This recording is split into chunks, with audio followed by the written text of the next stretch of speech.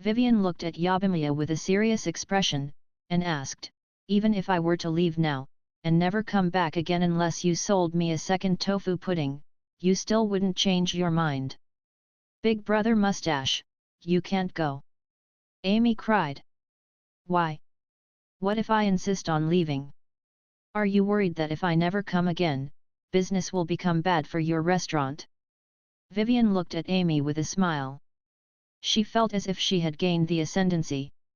No, it's not that. If you really want to go, then you have to pay for the tofu pudding first. That'll be 200 copper coins. Amy shook her head as she extended her little hand toward Vivian. Vivian's smile immediately froze on her face. She looked at Amy's serious expression, and suddenly discovered that she had completely underestimated this little girl. Did you not bring money, Big Brother Mustache? That won't do. Our restaurant only takes cash, and you can leave after you pay. Amy looked back at Vivian with confusion in her eyes. To leave or not to leave?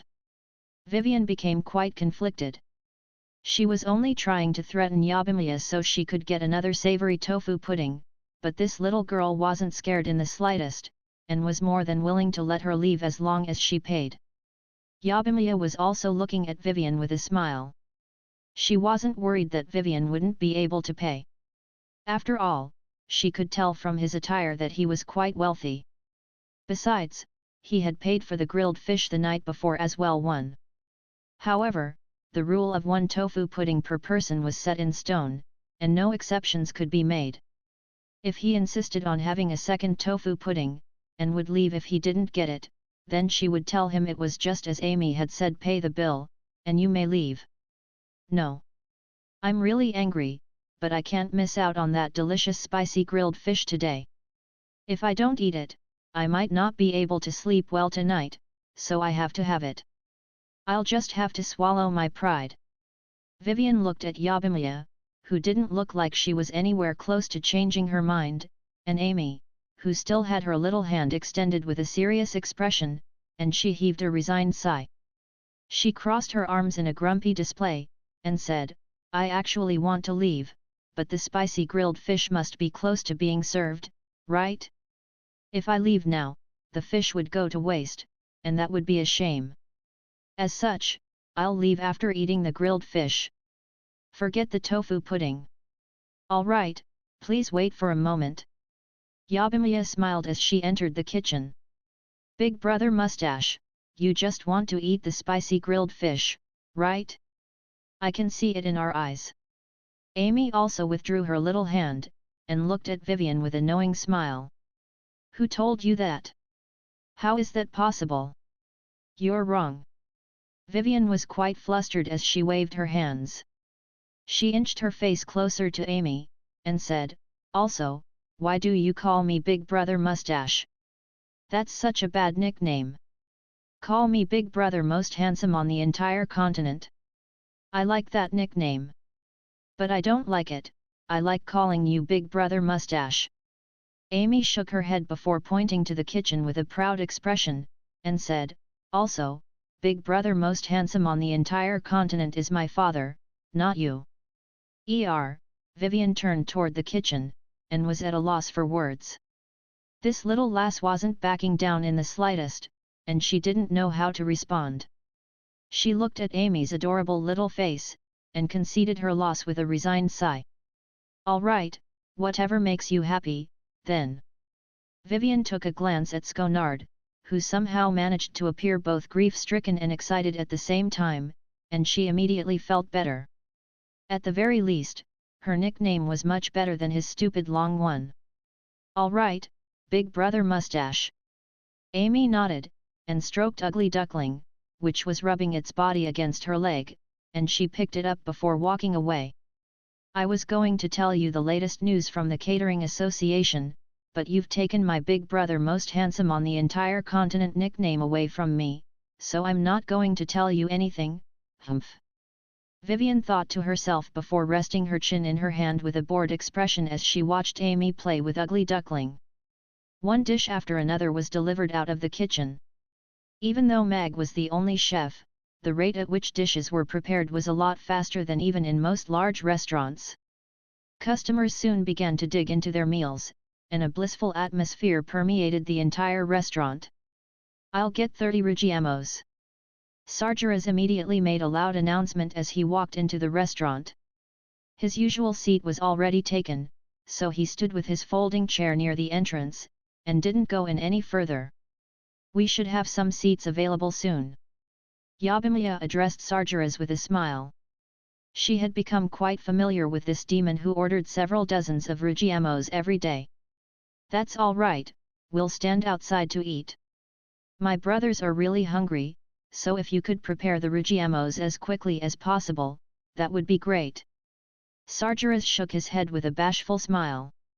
He didn't mind if he got a seat or not. "All right, please wait for a moment." Yabimiya nodded with a smile before quickly making her way toward the kitchen. "Boss, I feel like we should set up some tables and chairs outside the restaurant. That way, customers who don't want to come in have a place to sit." Yabimiya walked into the kitchen, and made this suggestion as she loaded rugiamos onto a platter. That's a good idea. But are we allowed to do that in the Aden Square?" Mag nodded with a thoughtful expression. An outdoor dining area was indeed a good idea, but he wondered if it was viable. "That's a valid concern. I just feel bad for the lava demons whenever I see them standing outside to eat. After all, they're already very tired every time they come to our restaurant, but they still have to stand." Yabimiya nodded with a hint of sympathy in her eyes. "That's a problem that we should address." Mag also turned to look outside upon hearing that. Sure enough, a few lava demons were standing outside the restaurant, and all carried injuries. It appeared that they had just returned from a hunting trip. Earning the money required for several dozens of rugiamo every day placed a lot of pressure on them. They had to complete many missions in order to earn that money, and if they could take a seat while they enjoyed their meal, then it would surely be a form of consolation to them after their day of hard work. Ding! Right at that moment, the restaurant's door was pushed open, and a tall and slender woman in a blue dress walked in.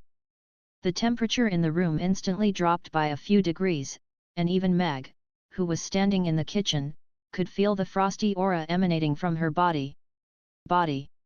Why is she here?" Mag looked at the woman who had just come in, and his eyes widened with surprise. She was an extremely beautiful woman who appeared to be around 20 years of age, and her skin was as fair as snow. However, both her expression and disposition were cold to the extreme. Wasn't she the frost dragon that he had encountered at the city gates last time? Mag had an extremely good memory, and he recalled that he had taken an extra glance at her during their first encounter at the city gates, but he didn't recall doing anything to offend her. In any case, Urian and Kraso were both in the restaurant at the moment, so he didn't have to worry about her causing any trouble. He was merely curious why someone like her would visit his restaurant. Could she be here for a meal? Elizabeth looked at the bustling restaurant, and her brows furrowed slightly. There were all types of strange scents intermingling in the air, which was quite annoying for her. She didn't like human food, and she didn't like adding a bunch of condiments to food. It made her feel as if she had eaten something strange. She had come today in order to find the half-dragon girl that she had seen last time.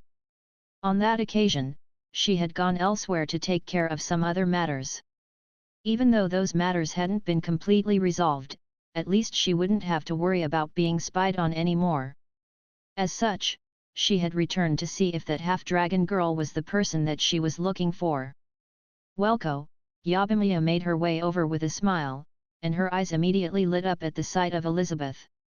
Her mouth gaped open slightly, and the rest of her sentence got stuck in her throat. "What a beautiful woman! She's like a goddess, and why do I feel a hint of a familiar aura from her? It's the same feeling that I get from Mother." Yabimiya was a little perplexed, and she was slightly entranced as she looked at Elizabeth. She really is a half-dragon, but why is her bloodline so strange? She has one golden pupil and one black pupil. If she possesses the golden dragon bloodline, then both of her eyes should be golden in color. There's no way a human's bloodline would be able to contend with that of a golden dragon. This type of occurrence will only happen with dragons of a lower tier.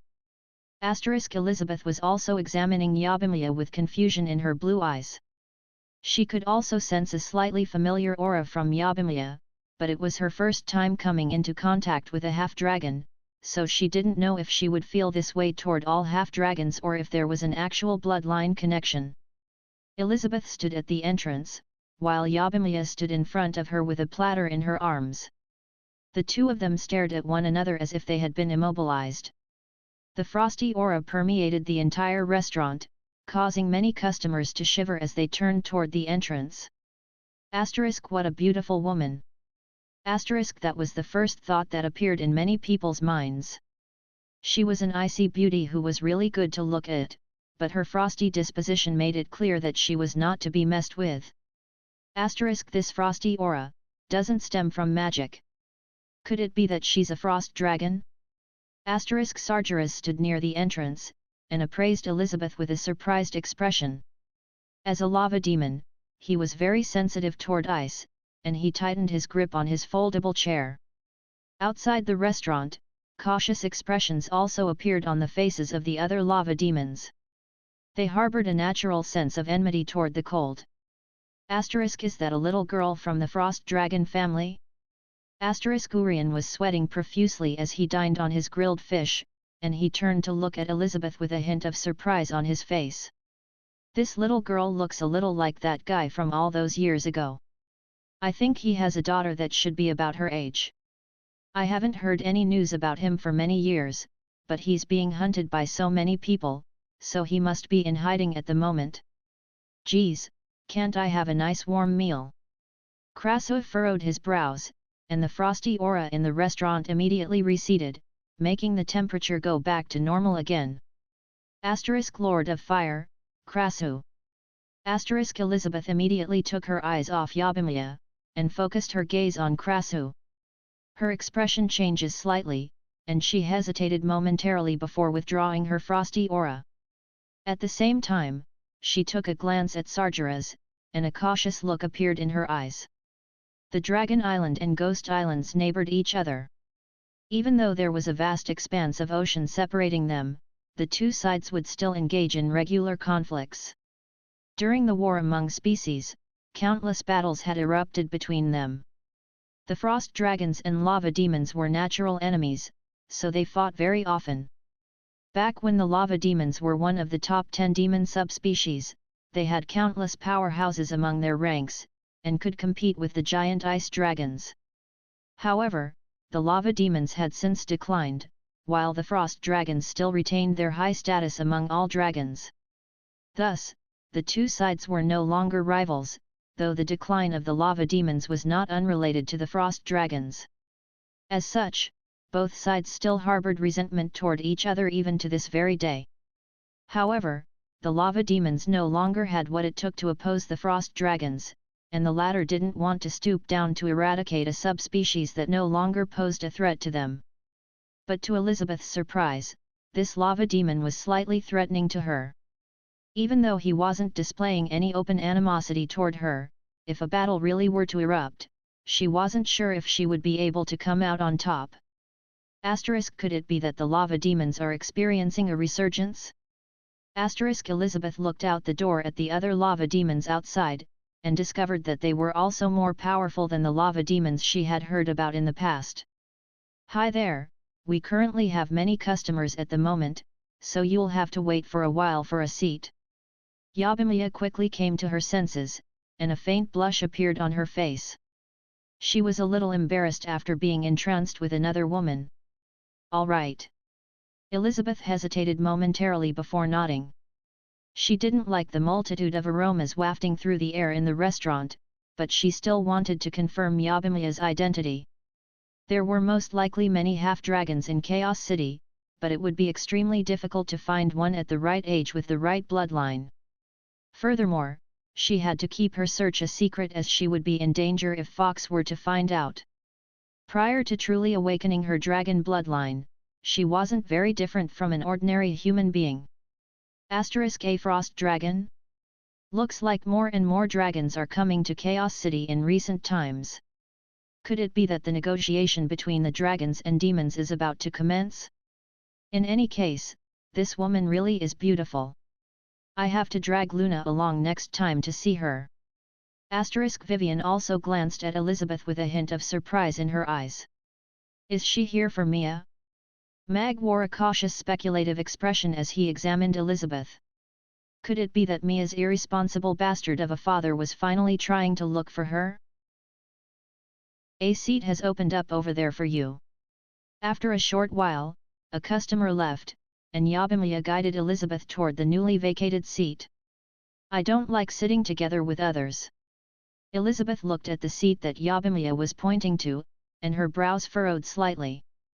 At that table, there were two big and burly orcs chomping on Regiamos and a dwarf who was feasting on a spicy grilled fish, opening his mouth to pant from time to time as sweat poured down his face. Sorry, but when we have an excessive amount of customers, we are unable to provide independent tables for our customers. If you'd like to, you can perhaps wait for a while longer, and see if a more desirable seat opens up. Yabimiya could see what Elizabeth was thinking, and she immediately offered an alternative. Even though all customers were the same in her eyes, asking Elizabeth to dine at the same table as orcs and dwarves wasn't a good option. Elizabeth was already preparing to leave, but she hesitated upon seeing Yabimiya's earnest expression, nodding in the end.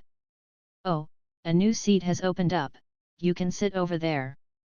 Yabimiya looked around, and her eyes lit up when her gaze fell upon Vivian's table as the customer sitting across from Vivian was getting up to leave.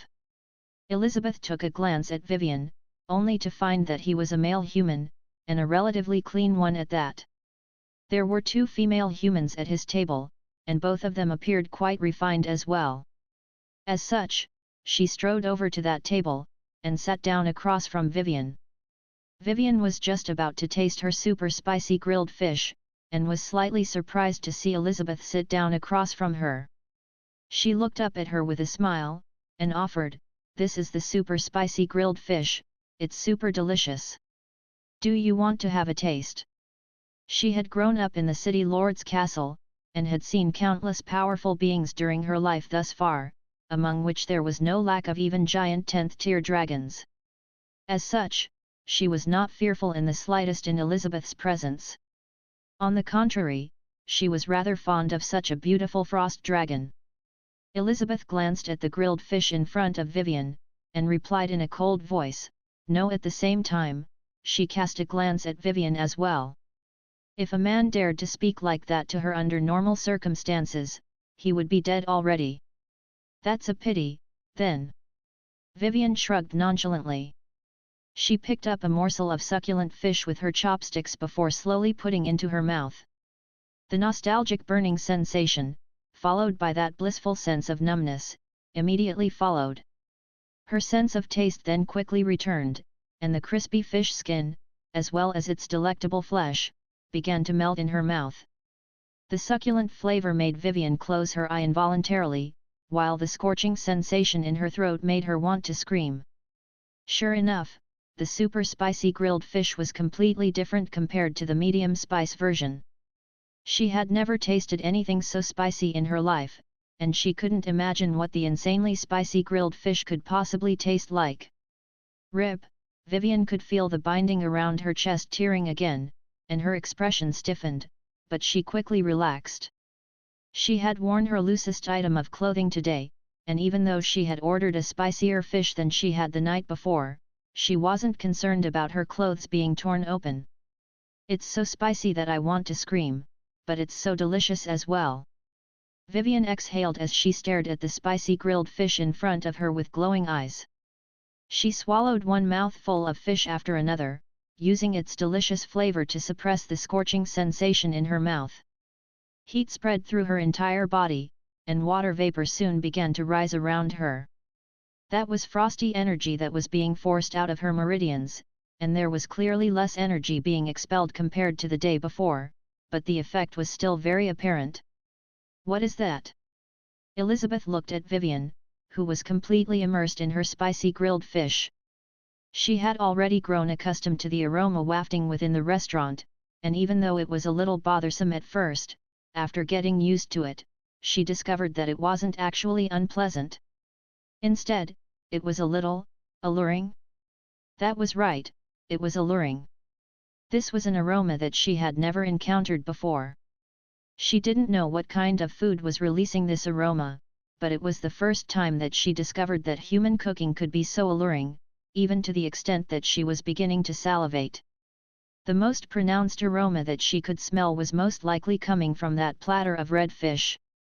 The sharp spicy aroma was not to her liking, but the other captivating scents that intermingled with it struck her with the urge to give it a try. Looks like cooked fish smells completely different from raw fish, Elizabeth thought to herself. She looked on as Vivian feasted on her spicy grilled fish with a blissful expression, and she swallowed involuntarily. It appeared that this dish really was very delicious. What would you like to order? Yabimiya strode over to Elizabeth with a smile. She felt as if there was an indescribable connection between herself and Elizabeth, one that she had never experienced from anyone else. However, she didn't know how to ask about it, so she could only keep her questions to herself. Elizabeth pointed at Vivian's grilled fish, and replied, "I'll get one of those." "Didn't you say you didn't want this?" Vivian looked up with a perplexed expression. She stuck out her tongue, and she felt as if it no longer belonged to her. "I changed my mind." Elizabeth gave a very direct reply. "Well, at least you're not pretentious." Vivian was speechless. If it were her, she would have definitely invented an excuse to make herself feel less awkward. "Do you have a problem with that?" Elizabeth asked. "Nope." Vivian shook her head, and continued to dine on her fish. "That's the spicy grilled fish. It has 4 levels of spiciness, and comes in 3 sizes. You can have a look at the menu before making a decision. If you don't like spicy food, then I suggest," Yabimiya provided an introduction as she pointed to the menu on the table. "I'll get the same one that he's got," Elizabeth replied. "That customer ordered a super spicy grilled fish, are you sure you would like that?" Yabimiya asked. She was a fan of spicy food, but the medium spicy grilled fish was already quite spicy to her. The super spicy and insanely spicy levels were presumably a further step up from that. "Yes."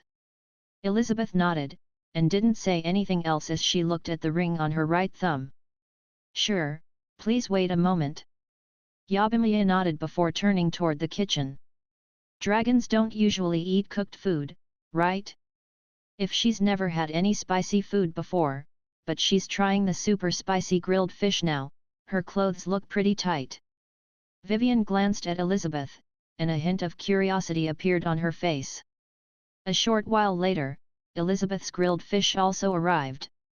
Elizabeth looked at the grilled fish that had been placed in front of her, and picked up her chopsticks in an awkward manner, almost as if she had never used them in her life before. She struggled momentarily before finally extracting a morsel of fish, and placing it into her mouth. Many customers in the restaurant were looking at her. Even Mag had stopped what he was doing in the kitchen, and turned to look at her with a curious expression. Everyone was wondering how a giant dragon would react after tasting the spicy grilled fish, especially an icy beauty like her. "What the hell is this?" A scorching sensation instantly exploded in her mouth, and her face immediately became flushed. A burst of heat quickly circulated through her body, and it felt as if there were countless pairs of hands tickling her at once. What was even more alarming to her was that her dress of snow and ice was slowly tearing at the seams. "Rib!" A sharp tearing sound erupted. In the restaurant, everyone turned to stare at Elizabeth, and their eyes lit up as they heard the tearing sound. A flash of silver light suddenly erupted, and a massive white snowflake appeared beneath Elizabeth's feet. The light disappeared as quickly as it had appeared, and Elizabeth vanished from her seat along with it. Where did the beautiful big sister go?" Amy looked around in amazement with Ugly Duckling in her arms. "Where did she go?" Many of the customers also looked on with surprise and a hint of disappointment. No one knew why Elizabeth had suddenly disappeared. Did she teleport herself away? Mag was also a little surprised. He took a glance at her empty seat before focusing on his cooking again. She has decent mastery of the frost domain, looks like she really is that guy's daughter. She's a lot easier on the eyes, though. Urian smiled, but didn't say anything. Vivian faltered momentarily before mumbling in a forlorn voice, "Ah, she ran away. What a pity." Her words echoed the thoughts of many customers in the restaurant. In the air outside the restaurant, a white light flashed, and a giant ice dragon appeared before blasting a ball of flames out of its mouth.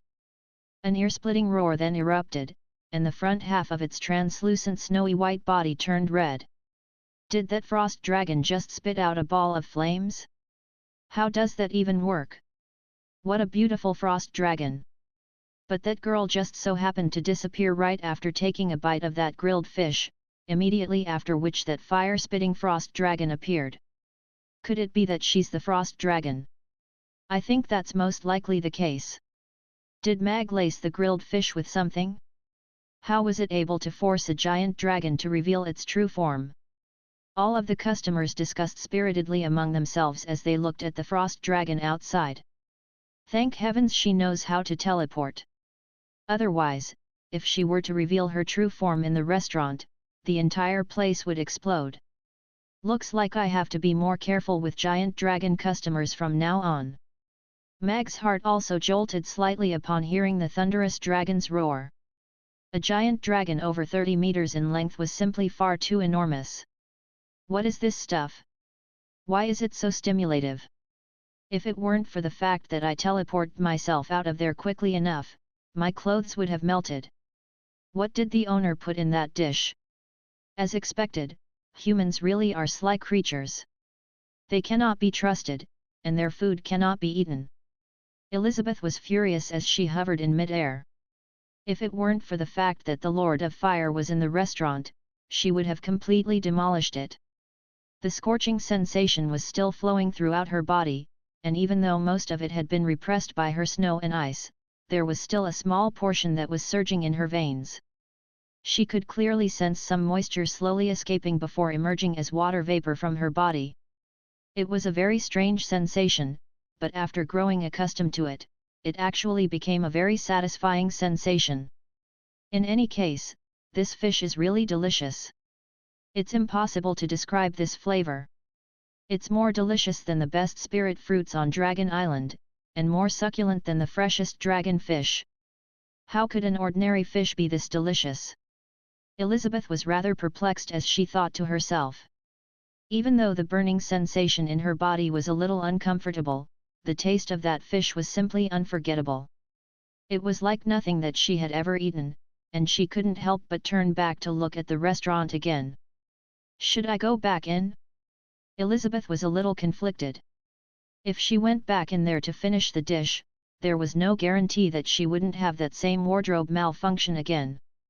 However, she simply couldn't bear to leave such a delicious grilled fish behind. It was as if tasting that grilled fish had opened up a new door to her, making her completely give up on her fixation on raw foods. In comparison to this grilled fish, the foods that she had once thought to be delicacies suddenly seemed extremely bland and unappealing. The emergence of a massive fire-spitting frost dragon had obviously attracted the attention of many people in the Aden Square. Giant dragons weren't exactly rare in Chaos City, but they usually appeared exclusively in their human form, and very rarely appeared in the sky in their dragon form before letting loose a thunderous roar as she did. She could easily draw attention from the Grey Temple through those actions, which could prove to be quite troublesome for her. She still hasn't paid. Yabimiya furrowed her brows at the sight of the empty seat.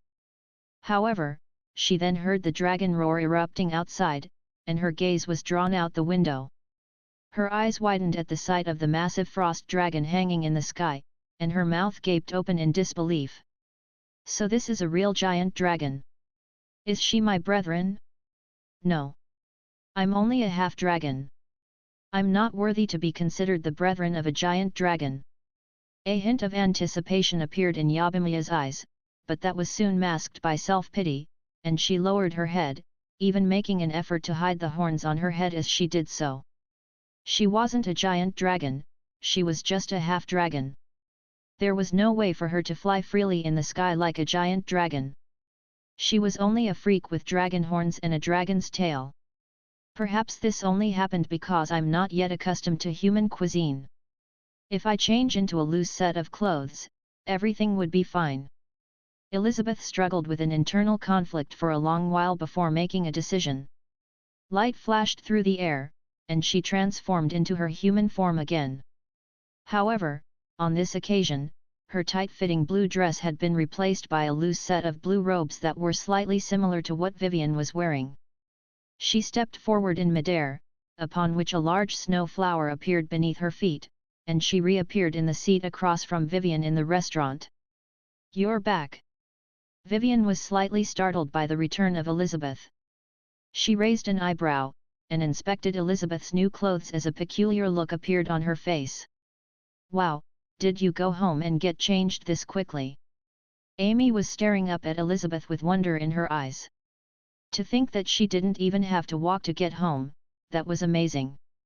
A frost dragon would never run away for no reason. "This is my fish, and I'll finish it no matter what." Elizabeth wore a serious expression as she picked up her chopsticks again. Her expression turned slightly grave as she placed another morsel of fish into her mouth. "This feeling, it's making me suffocate. But it's so delicious that I can't bear to spit it out. What kind of dish is this? What did that man put in this fish? Who is he?" Countless questions flashed through Elizabeth's mind as she turned toward the kitchen to look at Mag. After eating another insanely spicy grilled fish, Sconard emerged from the restaurant pressing his hands against the wall to support himself. He was far too busy gasping for air to notice the city lord's daughter or anything like that, and as he panted, he wondered what he was doing with his life. At the same time, he was quite concerned whether he would be able to walk the following day.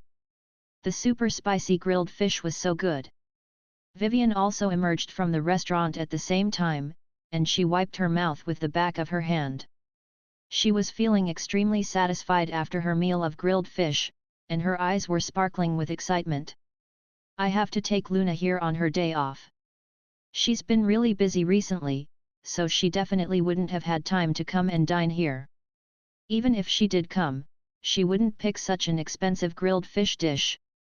Vivian looked back at the restaurant before departing in high spirits. "I don't know what the owner put into that fish, and with so many customers there, he would definitely deny any wrongdoing anyway, but that grilled fish really was delicious.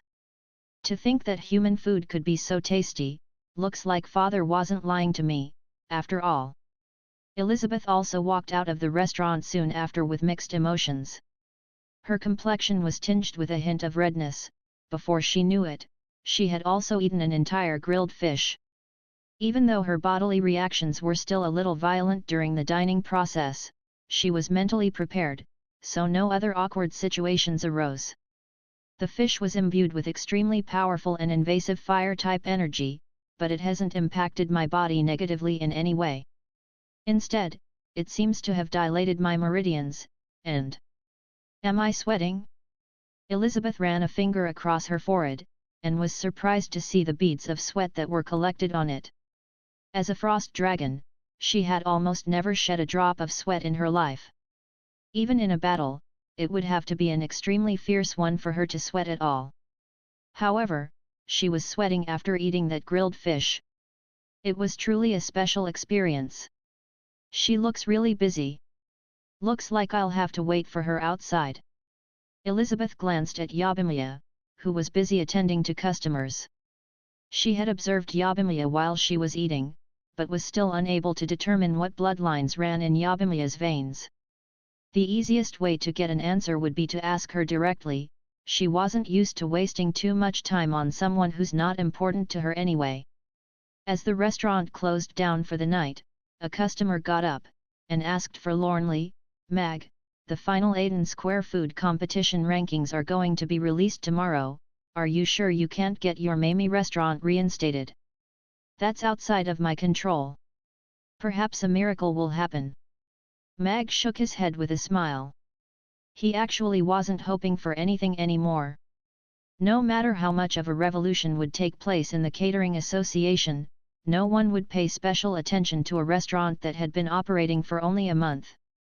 See you tomorrow, boss, little Amy. Yabimiya and Sally bade farewell to Mag and Amy before departing. Isn't that? After the two of them emerged from the restaurant, they soon noticed Elizabeth, who was standing not far away from the restaurant's entrance. She wore a long ice crystal dress, and had her back to the restaurant as she looked up into the sky.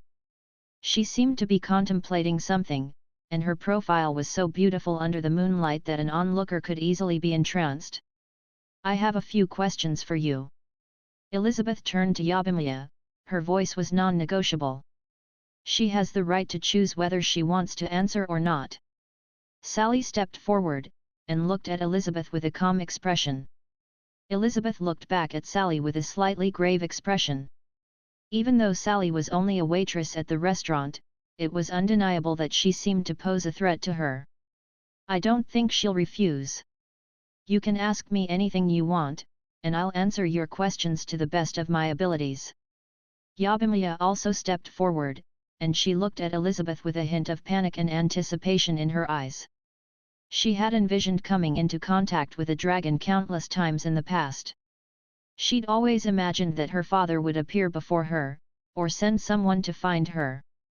Even though Elizabeth was a frost dragon, so there was almost no chance that they were related, even just talking to Elizabeth evoked within her a sense of belonging to the dragon race. Sally glanced at Yabimiya, and didn't say anything, but she still stood firmly by her side. I want to know what kind of dragon your father is. Elizabeth cut straight to the chase. She wore her usual cold expression, but there was a hint of anticipation and anxiety in her eyes. Yabimiya opened her mouth to reply, but her voice suddenly cut off. After a long while, she cast her eyes downward, and shook her head as she said dejectedly, I don't know the answer to that. I've never seen my father, not even once. You've never seen him? Elizabeth's eyes lit up, and she took an involuntary step forward as she asked, that what about your mother? Does she know what kind of dragon he is? Or does she know any special traits of his? My mother passed away 5 years ago. She didn't know what kind of dragon my father is, either. She only learned of the fact that he was a dragon when he left her. Yabimiya's expression became even more sullen as she shook her head. Sally looked at Yabimiya with a hint of sympathy in her eyes. She then glanced at Elizabeth with a confused expression. What was this woman trying to do? Could it be that her agenda had something to do with Mia's identity? Yabimiya's thin and frail body seemed to have endured countless hardships, and Elizabeth's heart tightened at the sight of her dejected expression. Looking at Yabimiya made her feel as if she was seeing a mirror image of herself. When the entire world had fallen, she could only carry it on her shoulders alone. She was silent for a short while before saying, My apologies. It's all right. All of those things are in the past. I'm very happy now, and I don't think life has been unfair to me. At the very least, I was able to meet Mag, Amy, Sally, and so many lovely customers. Yabimiya raised her head, and a bubbly energetic smile appeared on her face, wiping away all of her sorrow. Elizabeth's expression faltered upon seeing Yabimiya's smile. The smile wasn't forced in any way, nor was it a tool used to mask her depression. Instead, it was filled with a yearning and anticipation toward life, just as if there was nothing worth feeling sad about. What kind of person was she? How could she endure so much adversity, yet completely leave all of those negative experiences behind? How could she remain optimistic despite her difficult past? She was a someone that was worthy of admiration, yet also evoked a sense of sympathy. Elizabeth fell silent for a moment before asking, May I have a drop of your blood? A drop of my blood? Yabimiya was a little perplexed by that request. I want to verify something. If you don't want to, I won't force you. Elizabeth nodded in response. Yabimiya looked at Elizabeth, and hesitated momentarily before mustering up her courage, and asking, "You're a dragon, are you trying to help me find my father?" Elizabeth nodded before shaking her head. "I am, in a way. However, my main objective is to verify something for myself. I can't guarantee that I'll find the person that you're looking for." "All right, you can take anything you need from me." Yabimiya nodded, and extended her hand. Sally had been silent for a long while, but at that moment, she positioned herself between Yabimiya and Elizabeth, and asked, "I don't know why you came to seek out Mia, but I still want to ask, why have you come to her?" Elizabeth looked at Sally with an earnest expression, and replied, "I can't tell you that, but I can guarantee you that I bear no ill will toward her." Sally looked into Elizabeth's eyes for a short while before stepping away to the side. Dragons were very proud creatures, and they wouldn't lie easily. Elizabeth strode forward, and an extremely thin ice pin appeared on the tip of her finger. She looked into Yabimiya's nervous eyes, and pricked her fingertip with the ice pin. A faint moan escaped Yabimiya's lips, but she forced herself to suppress the reflexive urge to wrench her hand away. She looked on as a drop of golden blood hovered in the air after leaking from her fingertip, and her eyes widened with incredulity. The blood droplet was enshrouded in translucent snow and ice. It rose slowly into the air until it was at Elizabeth's eye level. A golden bloodline, and an unexpectedly pure one as well. The golden dragon bloodline is also golden in color, but if it were the golden dragon bloodline, the power imbued within her blood should be more potent, not as gentle as this. Elizabeth looked at the droplet of blood, and a hint of confusion appeared on her face. She gently swiped her left hand over the ring on her right hand, and a silver crystal that was about the size of a palm fell into her hand. She then tossed it forward, and it hovered in midair, just below that droplet of blood. The blood that was encapsulated in the ice crystal suddenly began to plummet, exploding upon making contact with the silver crystal. Golden blood splattered in all directions before being absorbed in its entirety by the silver crystal. Whoosh! The silver crystal was only emanating a faint light, but that light suddenly brightened significantly, and the crystal itself began to rotate at a high speed. A beam of light was projected by the crystal like a projector, and an image appeared in the air. The image slowly became clearer, and was revealed to be a woman with gentle features, who appeared to be around 30 years of age. She wore an old floral dress, and even though her face was a little pale, her delicate beauty was still very apparent to any onlooker. "Mother!" Yabimiya looked at the woman in the projected image, and she couldn't help but step forward. There was an enraptured expression on her face, and tears were already flowing uncontrollably from her eyes. How could this be? A hint of surprise also appeared in Elizabeth's eyes upon seeing that. The projection stone was an item that she had brought with her from Dragon Island, and it could reveal one's bloodline through their blood. That was why she had asked Yabimiya for a drop of her blood. However, the projection stone had only revealed the image of a woman, and that was not a normal occurrence. Still, her expression gradually softened when she saw Yabimiya's reaction. If the woman in the image was her mother, she had to be really happy. Elizabeth had already forgotten what her mother looked like, and the projection stone couldn't display the image of her mother. The projection only lingered in the air for a short while before slowly fading away. In the end, the shadow of a dragon suddenly appeared, but it was only there for a fleeting moment before disappearing. They could only faintly make out a silhouette of the dragon, but it was impossible to tell what kind of dragon it was. "Sorry, it looks like my bloodline isn't pure enough, so the bloodline can't be displayed." Yabimiya only came to her senses a few seconds after the projection had disappeared, and she turned to Elizabeth with an apologetic expression. There were still 2 trails of tears running down her face, evoking a sympathetic response. "That's all right, perhaps you're a very special being. We might meet again someday." Elizabeth shook her head, and even though her voice was still as cold as ever, she wasn't blaming Yabimiya for what had happened. However, there was a hint of disappointment in her eyes as she stowed away the projection stone, turning to leave. A large snowflake suddenly appeared beneath her feet, and she disappeared in the blink of an eye. Yabimiya stared blankly at the spot where Elizabeth had just disappeared before breaking down into sobs. Sally hesitated momentarily before patting Yabimiya on the shoulder, and consoling her in a gentle voice. "It's okay, Mia, your father will definitely come to find you." "Aisha, I'm really useless, right? I don't even know what my father looks like, where he is right now, or even what kind of person he is." Yabimiya turned to Sally, and sobbed.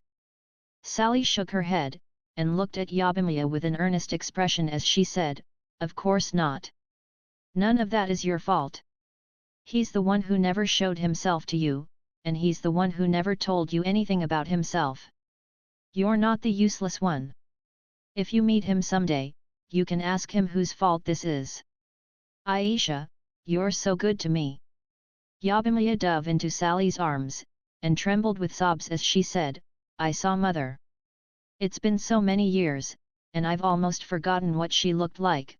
Sally had her arms wide open, and her expression was a little stiff, but it gradually softened as she heard Yabimiya's words. She wrapped her arms around Yabimiya, and patted her on the back. She didn't say anything, all she did was listen. A dragon bloodline that is being dominated by a human bloodline is definitely not a golden dragon bloodline. The golden dragon is not inferior to the frost dragon bloodline, so it can't be her. "What a pity," Elizabeth murmured to herself as she walked down a long alley.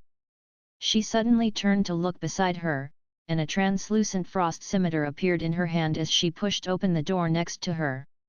The final rankings for the Aden Square Food Competition are going to be announced today. I wonder if there will be some big changes. TCH, what changes could there be? It's definitely going to be identical to what it was yesterday. No new restaurant is going to be able to make it into the top 30 on the final day. Many people were gathered in front of the magic screens in the Aden Square, awaiting the food competition results. It's a shame that Mamie Restaurant was removed from the rankings. All 5 of their dishes deserve to be in the top 100, but they were disqualified for no reason. I don't think there's any reason for this food competition to exist any longer. Harrison looked on with a wistful expression. Indeed. Trajay nodded. This is great, boss, our restaurant has the 29th ranking in the bag. Business will only continue to improve next month. The Ricky's rotisserie employee looked at his boss with an excited expression. I knew that our rotisserie would be able to claim the 29th spot this month. Ricky was also very excited as he stared at the magic screens with shimmering eyes. Mamie Restaurant is on the rankings board again. The screens were updated, and a loud cry immediately rang out among the crowd. Braised chicken and rice, Mamie Restaurant, number 29. La Girugiamo, Mamie Restaurant, number 35. Savory tofu pudding, Mamie Restaurant, number 67. Sweet tofu pudding, Mamie Restaurant, number 68. Yangzhou fried rice, Mamie Restaurant, number 88. One voice after another erupted, and the atmosphere suddenly became very joyful. Many Mamie Restaurant customers had come to see the final rankings, and they didn't have much hope in their hearts, but who would have thought that Mamie Restaurant would be reinstated? "B-boss, where's our rotisserie?" The employee was a little flustered. He looked at all of the magic screens, but was unable to find their rotisserie. "TT, this is impossible. We paid so much money, and the Chamber of Commerce promised us the 29th spot. How could this be?" Ricky had also flown into a complete panic, and he desperately searched for Ricky's rotisserie on the magic screens, but his efforts proved to be fruitless. The 29th spot that belonged to Ricky's rotisserie had been taken by Mamie Restaurant, and he felt as if that was the worst insult that anyone could deliver. That restaurant appeared again? That's impossible. It was removed from the rankings already. It was supposed to never appear on the rankings again. This is all fake, it must be. Your catering association needs to give me an explanation. Why is this happening? Where is my Ricky's rotisserie?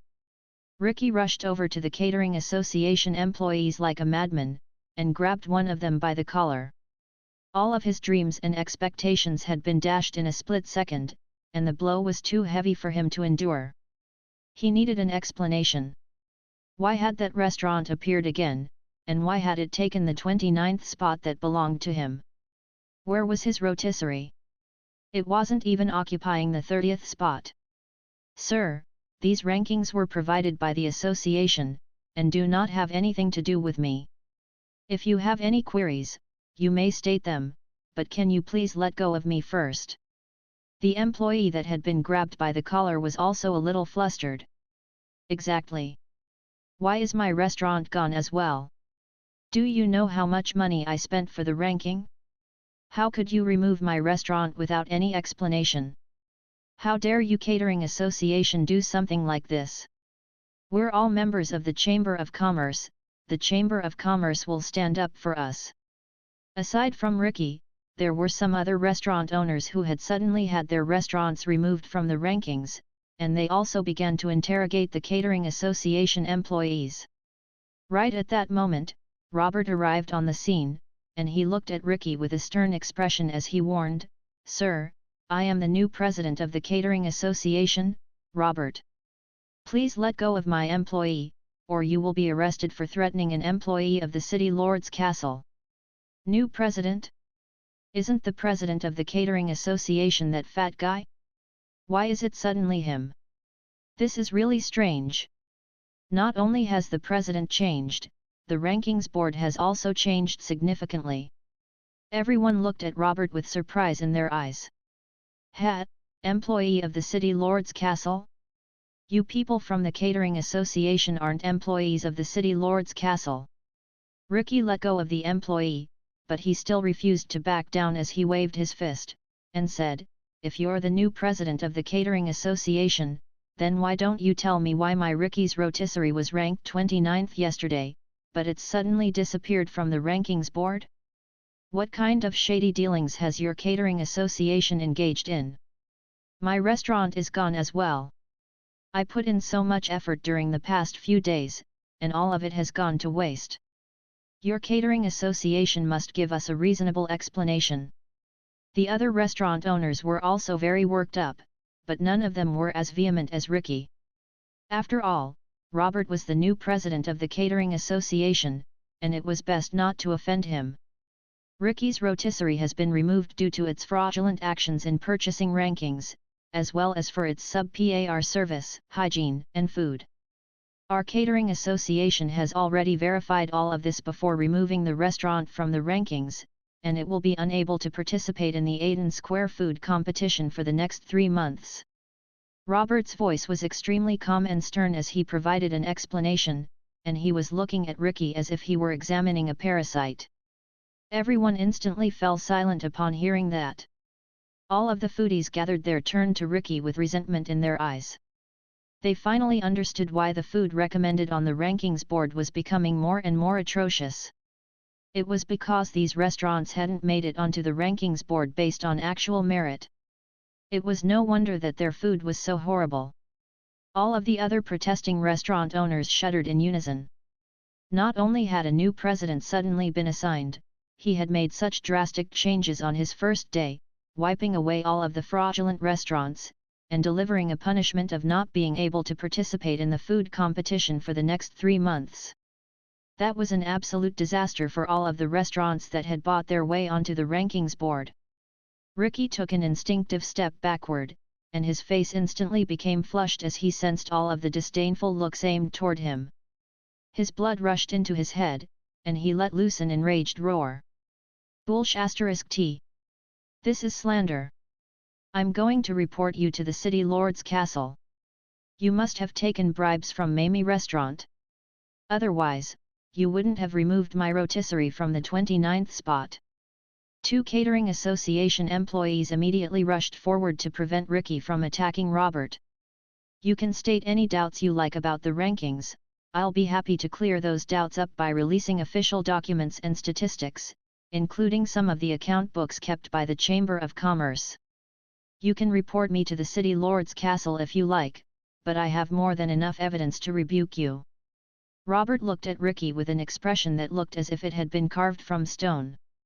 Ricky's expression changed drastically, and he felt as if he had been plunged into a glacial pit.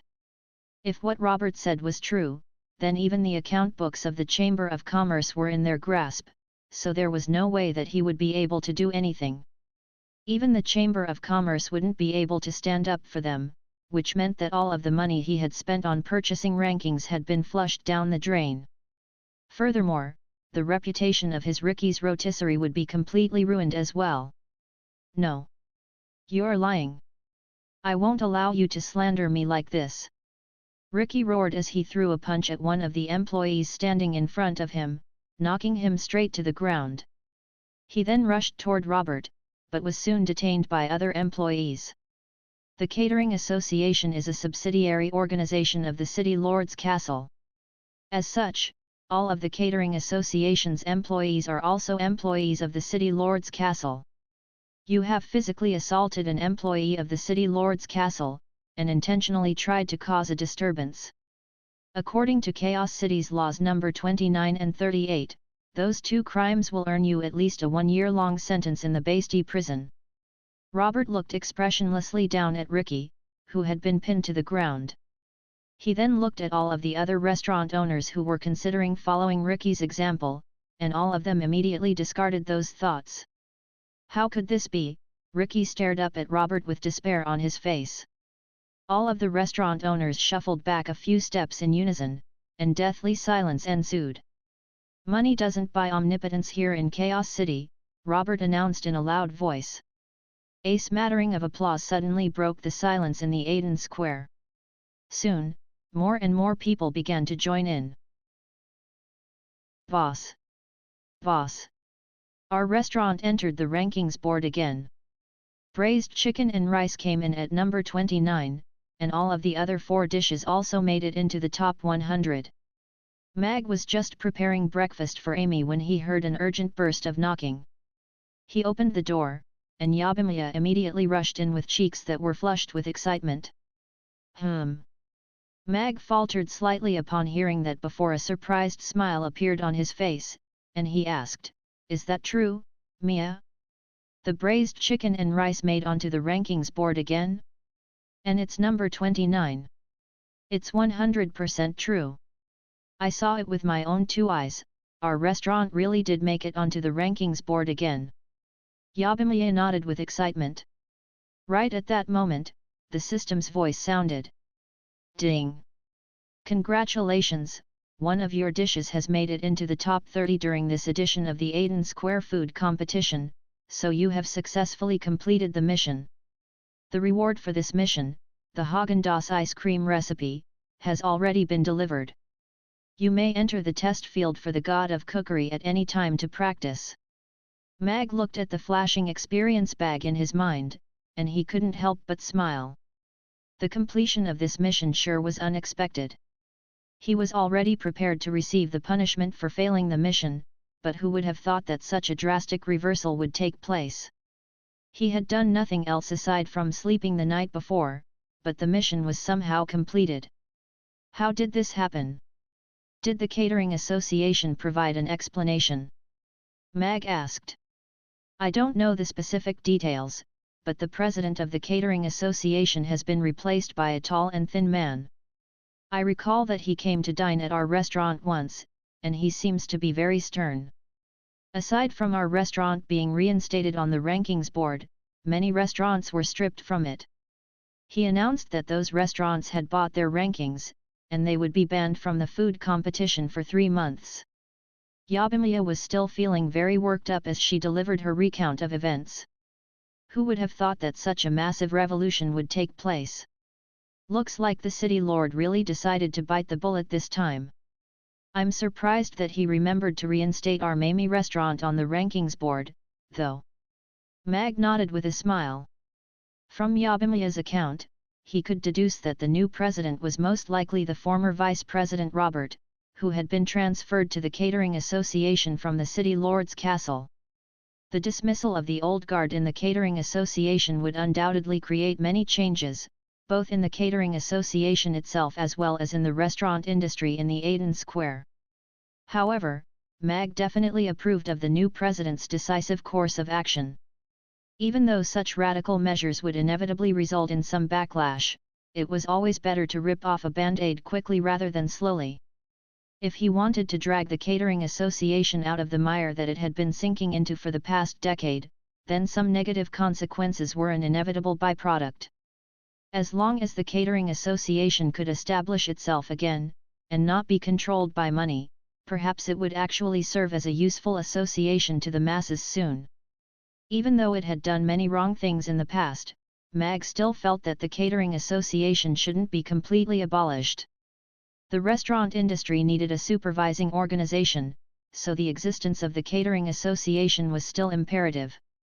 Of course, what made Mag the most elated was that he had completed his mission.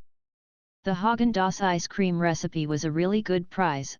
Amy would have delicious ice cream to eat tomorrow.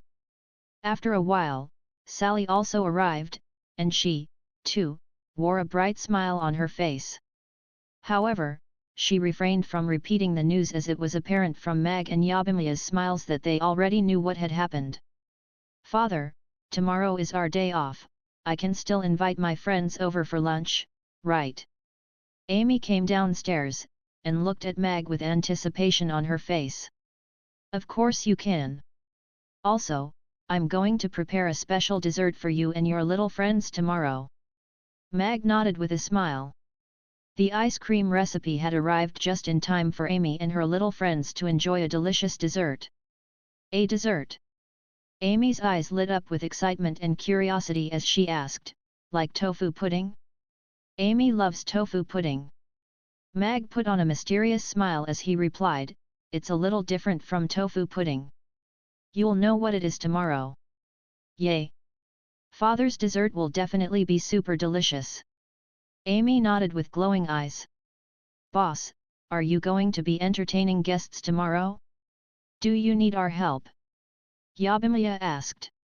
"That won't be necessary, but if you've got nothing to do tomorrow, you can come over for lunch, and try out the new product that our restaurant is going to release." Mag turned to Mia and Sally with a smile.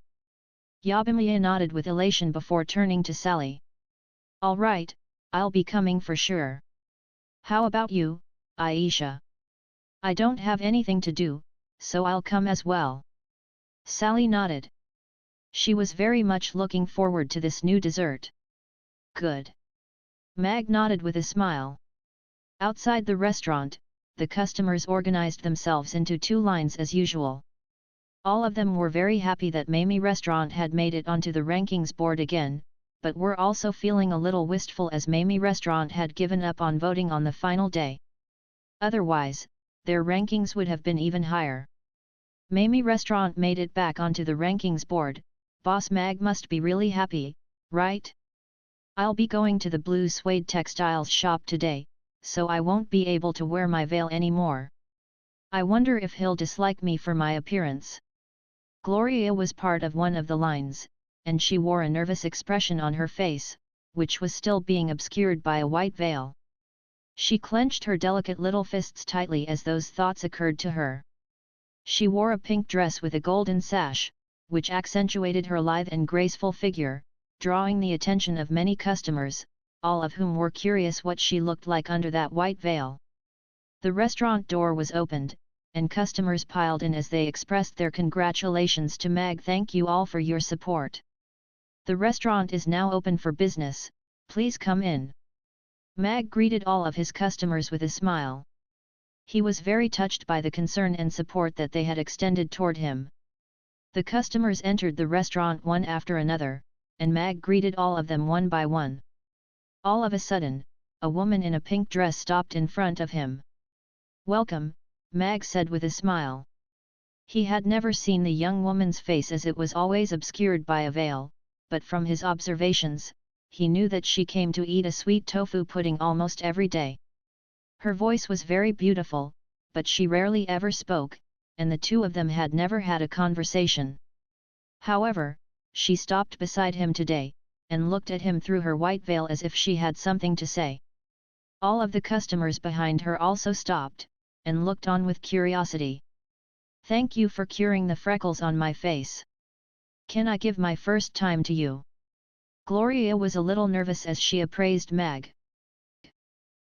The entire restaurant fell into a deathly silence. Everyone stared at Mag and Gloria with peculiar expressions on their faces. Who would have thought that they would be greeted by such a mind-blowing conversation this early in the morning? WTF? What the hell is going on? Mag looked at the young woman standing before him, also dumbstruck. This was the first time that she had ever spoken to him, and she was certainly making it count. He gave an awkward cough, and put on a serious expression before replying, "I'm not that type of person, so I'll have to refuse." "Father, what's a first time? Why are you refusing it? Maybe this big sister really wants to give it to you." Amy wore a curious expression as she held Ugly Duckling in her arms. She then turned to scrutinize Gloria's white veil as if she were trying to see the woman behind the veil. Well, Mag opened his mouth, but he really didn't know how to explain the concept to Amy. Many customers wore knowing smiles upon seeing his awkward situation. They didn't say anything, either, as they didn't want to corrupt little Amy, but all of them were quite curious about how the situation would progress from here. After hearing Mag's reply, Gloria also realized that she had misspoken, and a blush appeared on her face. She immediately waved her hands, and corrected herself. "I'm saying, I want you to be the first person to see me without my veil, as you are the one who gave me a second chance at life, and instilled within me the courage to take off my veil." "Oh, I see. Of course you can." An awkward smile appeared on his face. For some reason, there was a hint of disappointment in his heart, but he couldn't be blamed for having a dirty mind. Anyone would think the same thing in his situation. However, the young woman's words still filled him with a sense of gratification. It appeared that she had indeed had some type of flaw on her face, which led to her constantly wearing her veil. After eating his tofu pudding, the freckles vanished, and she regained the courage to take off her veil. As such, he was feeling quite pleased that he had done a good deed, and was quite curious what she looked like under the veil at the same time. All of the customers were also enlightened upon hearing that. So it wasn't what they were thinking. In any case, it was a good thing that they would be able to witness the rebirth of this young woman after eating Mag's tofu pudding. Gloria looked at Mag, and took a deep breath. She mustered up her courage before taking off her veil, revealing a head of golden hair that shimmered with a faint sheen under the sun. Her smooth long hair trailed all the way down to her calves like a golden waterfall, and her intricate features were like a work of art. Her purple eyes were clean and pure, and she was biting down on her lower lip with a nervous expression. Her long eyelashes were trembling slightly, but she looked directly at Mag, not allowing herself to turn away. Her snowy white skin appeared even fairer when complemented by her pink dress, and even though her limbs were rather thin and delicate, her chest was sizable in comparison.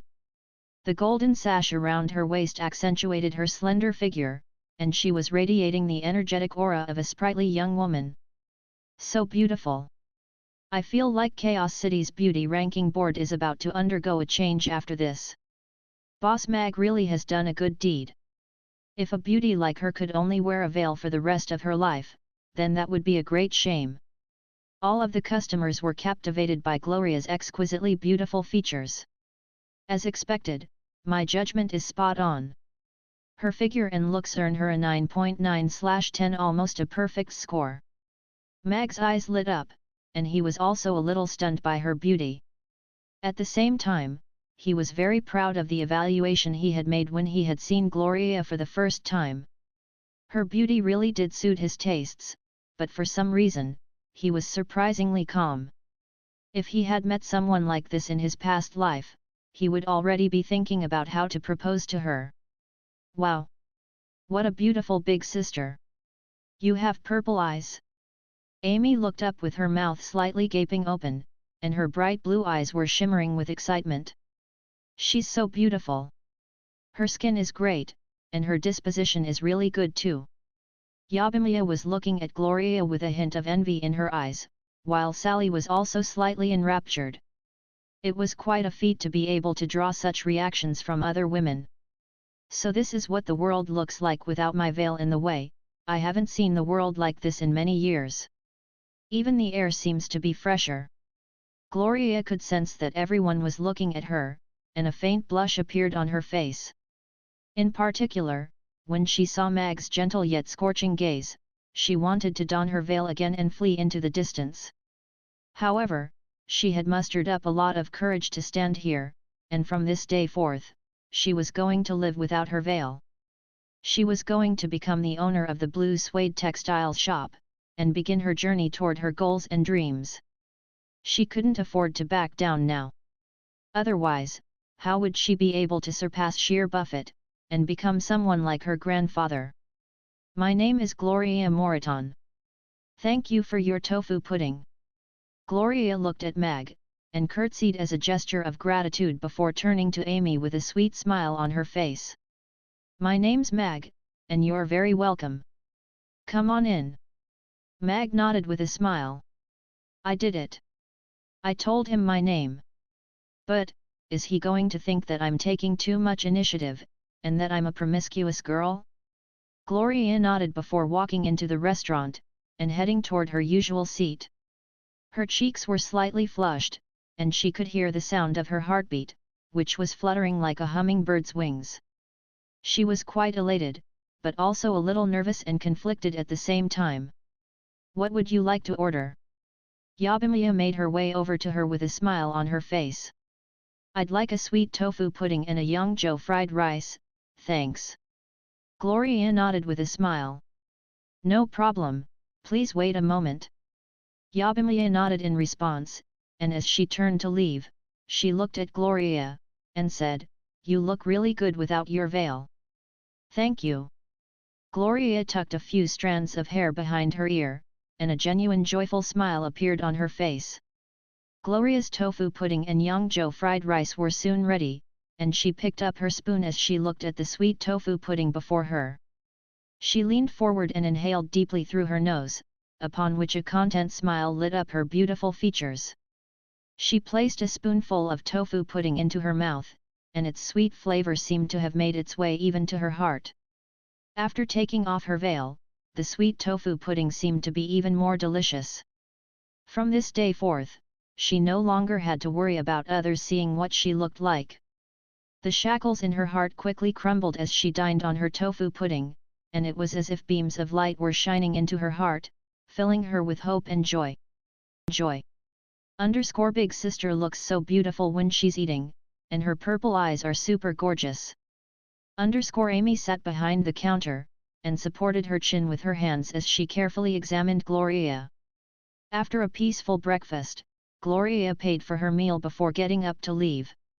When she made her way to the entrance of the restaurant, she turned toward the kitchen, and caught a glimpse of Mag's profile, upon which a blush appeared on her face. She quickly walked out the door, and ignored the surprise on her coachman's face as she instructed, to the blue suede textile shop. Why yes, young mistress. The coachman immediately set the horse-drawn carriage into motion. In the blue suede textile shop, the manager looked at the employees before her with a serious expression, and said, A new owner will be coming today, so let's all put in a good effort, and not leave her with a bad first impression. She then adjusted her clothes, and walked out in front of the store, looking around with a nervous expression. What kind of person is our new owner going to be? I heard our textiles shop was almost closed down, but the president insisted on keeping it open. That's the only reason why we still have jobs, an employee muttered in a quiet voice. I heard it's the eldest young master's daughter that's coming. Apparently, the president made her one of the candidates for the heirloom, which gives her the same status as the second young masters, another employee replied. A thin and short employee's face lit up with anticipation as she speculated, Is that true? Then doesn't that mean that she could become the leader of the Moreton family someday? If we serve her well, maybe we'll get promoted. If the president really does intend on grooming her as his heir, then she wouldn't have been sent to our blue suede textile shop. A chubby employee pursed her lip with a hint of disdain, and said, She doesn't have what it takes to compete with the second young master. I also heard that she's constantly wearing a veil, and doesn't dare to show anyone her face. If you ask me, I reckon she must be really ugly or have something unsightly on her face. How could someone like her become the heir to the Moreton family? Really? All of the employees were stunned to hear that. All of them turned toward the chubby employee with curiosity, wanting to hear more about their future boss. Why would I lie? I heard about all this from one of my sisters who works at the Moreton Manor. She says that the young mistress wears her veil even when she's at home, and no one has ever seen what she looks like. She doesn't even take it off during meals. How hideous would she have to be to wear a veil even during meals? Is she afraid that others wouldn't be able to stomach their food if they saw her face? The chubby employee enjoyed being the center of attention, and she continued to speculate with a smug expression on her face. Is this place still not open for business? Right at that moment, a gentle voice cut into everyone's conversation. All of the employees turned, and their eyes immediately lit up. A beauty in a pink dress was standing at the entrance to their shop. Her regal disposition coupled with her exquisitely gorgeous features made it impossible for them to look away. We're already open. What kind of textiles are you looking for? You're so beautiful, like a goddess from the heavens. The chubby employee immediately approached her with a fawning smile on her face. I'm not here to look for textiles. Gloria's expression cooled slightly, and she shook her head as she looked at the chubby employee. Then, how can I help you? The chubby employee was a little perplexed. All of the other employees wore similar expressions of puzzlement on their faces. Business had been very bad for the blue suede textiles shop in the past few years. They sold only an average of a few meters of fabric a day, and those earnings weren't even enough to pay their wages. However, the president insisted on keeping the store in operation, so they weren't scared of losing their jobs. It was exactly because of this that all of the employees had developed lackadaisical attitudes.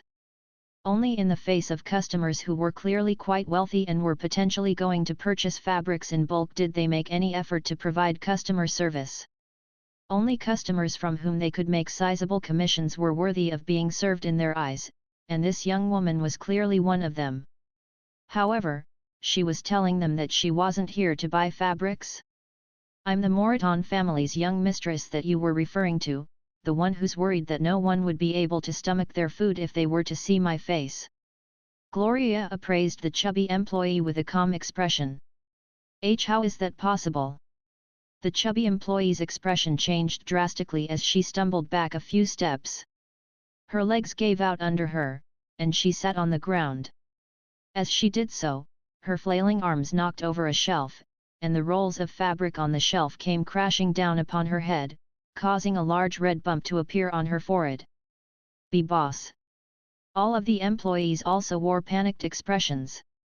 Discussing the boss behind her back, especially when she was a member of the Moreton family, could easily get them fired.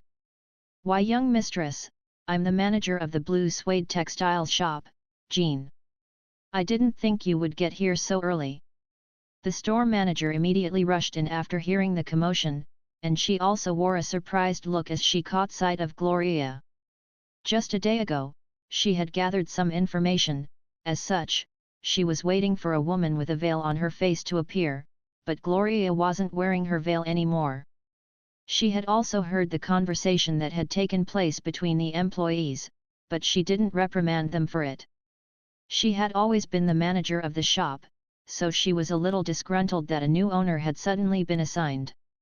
As such, she was also harboring a hint of animosity toward this young mistress, so she made no effort to stop them.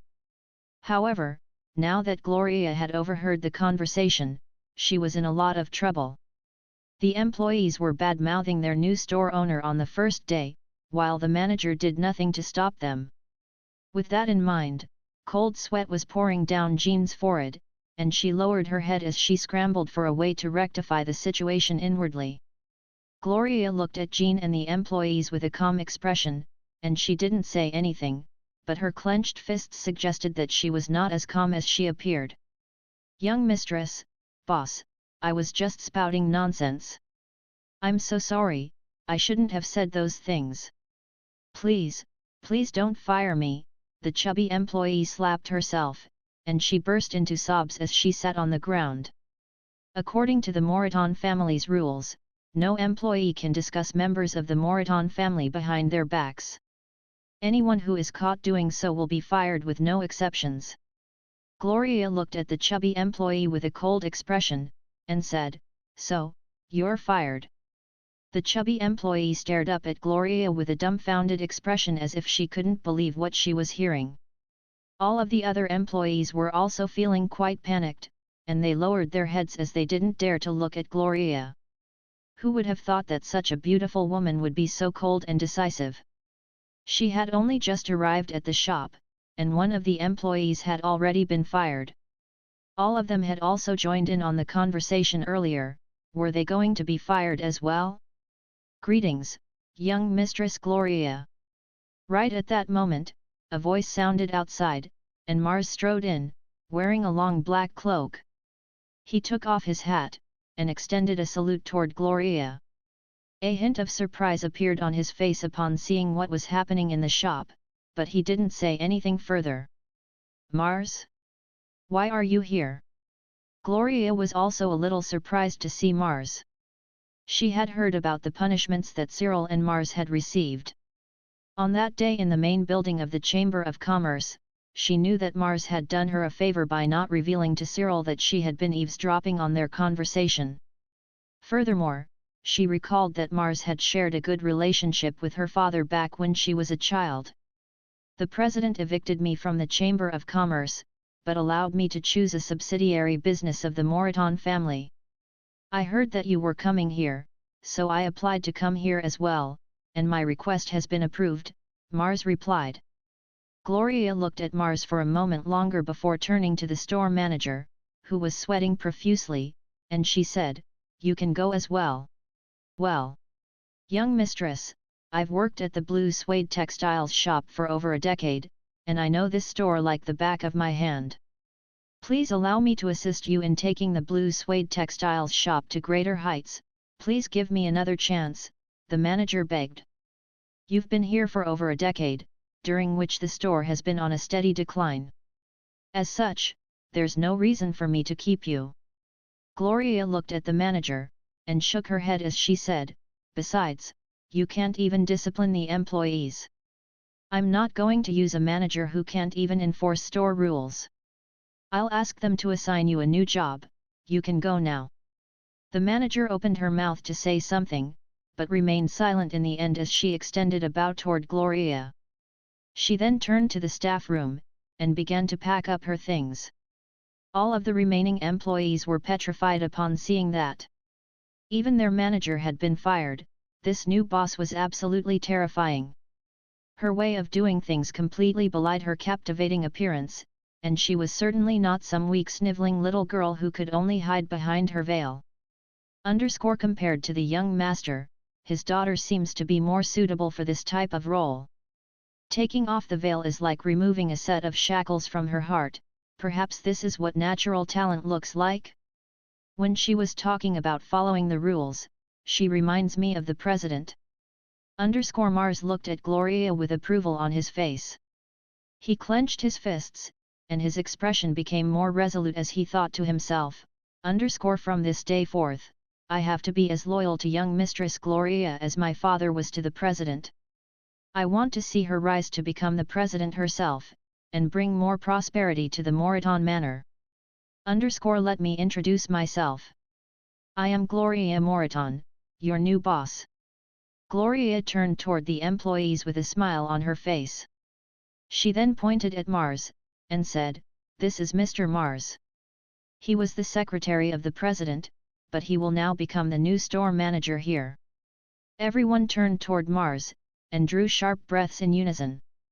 They were already stunned by the lofty status of their new store owner, and they were now shocked to find that their new store manager was also such an important figure. The secretary was the president's most trusted subordinate, so why was he undertaking the role of store manager here? All of a sudden, everyone came to a realization. Perhaps the young mistress hadn't been deployed to their store as the president had given up on her. Instead, he could be harboring very high hopes for her, and wanted to test her by assigning her to a failing business. Even though the blue suede textiles shop's situation was not very optimistic, it was the first business that had paved the foundation for the rise of the Moreton family. The store manager was packing up her things, and her expression stiffened upon hearing that. She became even more dejected and remorseful for her foolish actions. She knew that she had missed out on her only opportunity to potentially enter the inner circle of the Chamber of Commerce. The chubby employee had also struggled to her feet at some point before packing up her things, and leaving the shop that she had worked at for 8 years. She knew that after being fired from a Moreton family business, none of the subsidiary businesses under the Chamber of Commerce would want to hire her. As such, it would be extremely difficult for her to find employment in Chaos City again. Gloria turned to the employees with a serious expression, and declared, "Today, I want to announce something. The president has given me an ultimatum, demanding that I make the blue suede textiles shop a profitable business in a month. Otherwise, the shop will be closed down, and all of its employees, including myself, will be fired." All of the employees were stunned to hear that. They looked at each other, and no one dared to say anything. They were very familiar with the situation that the blue suede textiles shop was in. The shop still had stock from many years ago, and just the storage and maintenance of that stock required a lot of expenditure. As such, it was completely impossible to make the business profitable in just a month. A month. Young mistress, isn't that time period a little too short? A petite employee finally mustered up her courage, and stated the query in everyone's hearts. Something that can't be changed in a month can't be changed in 3 months, either. This is just like the ultimatum that was delivered to all of you 3 years ago, except this time, the president is the one delivering the ultimatum. Gloria shook her head. Mars stepped forward with a smile, and said, "All right, young mistress, we'll work hard to make our textiles shop a profitable business in a month." All of the employees looked at Mars, and their panic gradually subsided. He was the president's most trusted subordinate. If he said that it could be done, then there should be no issue. "Mr. Mars, I'll be in your care from now on, then." A smile also appeared on Gloria's face as she turned to Mars. Following the breakfast service, Mag was in a good mood, and he lay down in his lounge chair to sunbathe again. Meanwhile, Yabimiya and Sally were also both in high spirits, and they were dancing to Gakuraku Jodo. The supremely talented Sally had already perfected the dance, and each and every one of her motions was filled with seduction and exuberance. In comparison, Yabimiya wasn't as talented, but she practiced more often, so she had also reached a high level of mastery in the dance. Life sure is good. Only in this world would I be able to see an elf and a half-dragon dancing to Gakuraku Jodo. Mag stretched lazily before closing his eyes. The autumn sun shone its light upon him, and he felt as if he didn't have a care in the world. That night, during dinner, Amy looked at Yabimiya and Sally with anticipation in her eyes, and asked, "Big sister Mia, big sister Aisha, can we perform the Spring is Here dance for my friends tomorrow?" "Hey!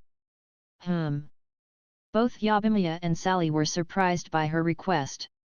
"But I've never danced in front of anyone, and I'm not good at it, either. It'll just be embarrassing." Yabimiya's cheeks were a little flushed, and she wore a nervous expression. I've never danced in front of any people before, either." Sally nodded in agreement. She had only danced in front of elves before, so technically, she wasn't lying. "That's all right, both of you look really good when you dance. My friends will love it. All 3 of us can dance together." Amy offered encouragement to Mia and Aisha before turning to Mag, and wheedling, "What do you think, father? I think all 3 of you look really good when you dance. Your little friends will definitely love to watch you dance." Mag nodded with a smile at the sight of Amy's adorable little face. A Gakuraku Jodo performance in an alternate world? How exciting! Exciting! Upon Amy's insistence, Yabimiya and Sally finally agreed to perform Gakuraku Jodo for her little friends tomorrow. Of course, Mag's encouragement also played a role in their decision. As Mag was welcoming customers into the restaurant for the dinner service, Amy rushed over with Ugly Duckling in her arms, and asked, "Father, can I invite Teacher Luna over tomorrow as well?"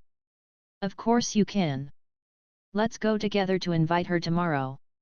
Mag patted Amy on her little head. It seemed that she was still quite fond of Luna. Trajay overheard the conversation as he walked in, and he smiled at Amy as he asked, "Is this a party for Amy's little friends? Can my Parmer and Parber also come? Uncle Blue Fatty, do you have any cute little sisters in your family?" Amy looked up at Trajay with anticipation in her eyes. "Your Aunt Miranda might have one in her tummy, but it's only been 7 months, so she hasn't given birth yet. But we do have a super adorable little brother, Angus, whom you've never met before." Trajay wore a joyful smile on his face at the mention of his children. "Is it really a little sister?" Amy's eyes lit up, and she extended her hand toward Trajay with a serious look as she said, "I'm extending an invitation toward the little sister. She can bring along her big brother for lunch tomorrow. Father is going to make some super tasty new dessert." "All right, I'll tell them that they've been invited thanks to their little sister." Trajay nodded with a smile before turning to Mag, and asking, "Is that all right, Mag? This is Amy's party, so she can invite whomever she likes. We welcome you and your family tomorrow." Mag nodded with a smile. He was quite fond of Trajay and his 2 sons, and in any case, having more people would liven up the atmosphere during the party. "I'm sure those little guys would love to come, especially when they can dine on your food." Trajay nodded with a smile before making his way into the restaurant. "Little Amy, I really want to attend your lunch party as well. Can you invite me?" Harrison walked in, and looked at Amy with an expectant smile. "No. Don't you know how old you are, Uncle Grey Fatty? Tomorrow's party is for my little friends. Besides, you don't even want to come to the party, you just want to taste Father's new dessert, right?" Amy shook her head. She had seen right through Harrison's sinister plot. "Sigh, but I feel like I'm only 3.5 years old. How depressing." Harrison heaved a forlorn sigh. He didn't think that Amy would be able to see through his true intentions so easily. As he walked into the restaurant, he thought to himself, "Looks like I have to hurry up and find a wife, and then have a kid with her so I can also come to these parties. The restaurant is closed for the day. If you would like to have a meal, please come back tomorrow." Mag closed the restaurant at 9 p.m. as usual, but a man in a long coat approached him after closing time. "Hello, Mr. Mag. My name is Dykus, and I'm from the City Lord's Castle. We met at the gates of Chaos School before, though you might have already forgotten." The man looked at Mag with a smile as he said, "I'm not here for a meal today. I've been sent here by the City Lord to discuss some things with you, but you were quite busy earlier, so I decided to wait outside for a bit. Would I be able to come in and have a word with you?" "Sure, come on in." Mag didn't have any recollection of Dykus, but seeing as he was here on the City Lord's orders, it wouldn't be good to decline him. After all, the City Lord's Castle had contributed greatly to reinstating the restaurant on the food competition rankings. "Mr. Mag, business at your restaurant sure is great, not many restaurants in the Aiden Square can compare." Dykus smiled as he walked in. "You're far too kind." Mag nodded with a smile before walking in behind him. "Boss." Yabimiya, who had just finished clearing the tables, wore a confused look as she turned to Dykus. Mag smiled, and explained, "Mia, Aisha, you two can go back early today. Don't forget to come back tomorrow for lunch. Mr. Dykus here has some things that he needs to discuss with me." "All right, see you tomorrow, boss, Amy." Yabimiya nodded, and bade farewell to the two of them before leaving with Sally. "Father, can we go to bed now?" Amy was feeling a little drowsy as she turned to Mag. She yawned, an ugly duckling also followed suit. Wait a little while, Amy, I'll tuck you in soon. Mag smiled and nodded. He didn't sit down, and instead turned to Dicus as he asked, what are the city lord's instructions? Dicus took a glance at Amy, and didn't sit down, either. He looked at Mag with a smile, and asked, the city lord doesn't have any instructions per se. He would like to reserve the entire Mamie restaurant tomorrow, and was wondering if that could be arranged. My apologies, tomorrow is the restaurant's off day, so we won't be serving any customers. Mag shook his head without even thinking. He wasn't going to work on his day off. Right at that moment, the system's voice sounded. Ding! New mission, add 16 outdoor seats to the restaurant within 3 days. Due to the large number of customers, and the inability of the restaurant to expand due to its low level, outdoor seats must be arranged to satisfy the customers' needs. Reward for completing this mission, an outdoor dining area. Punishment for mission failure, 10,000 gold coins. Holy F***ck, you shameless system. You're going to deduct money for mission failure. How am I supposed to set up an outdoor dining area? Are you trying to screw me over? Mag was furious. The only food vendors that operated in the Aiden Square itself were food carts, which were very portable. He had never seen any restaurant set up an outdoor dining area in the square, so there had to be rules and regulations prohibiting that. Mag would obviously be happy to increase the number of seats in his restaurants, and an outdoor dining area would be perfect for customers like the Lava Demons and Elizabeth. They would be free to exhibit any physical reaction to his food as they'd be outside anyway.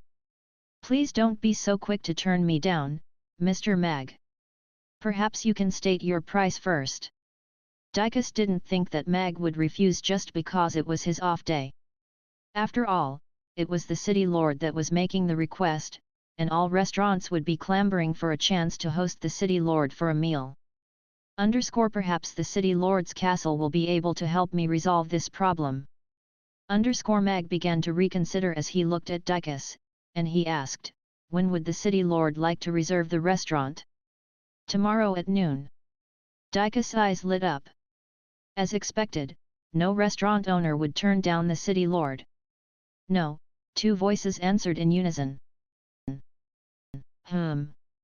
Dicus had thought that the deal was as good as settled, only for Mag and Amy to both reject him at once.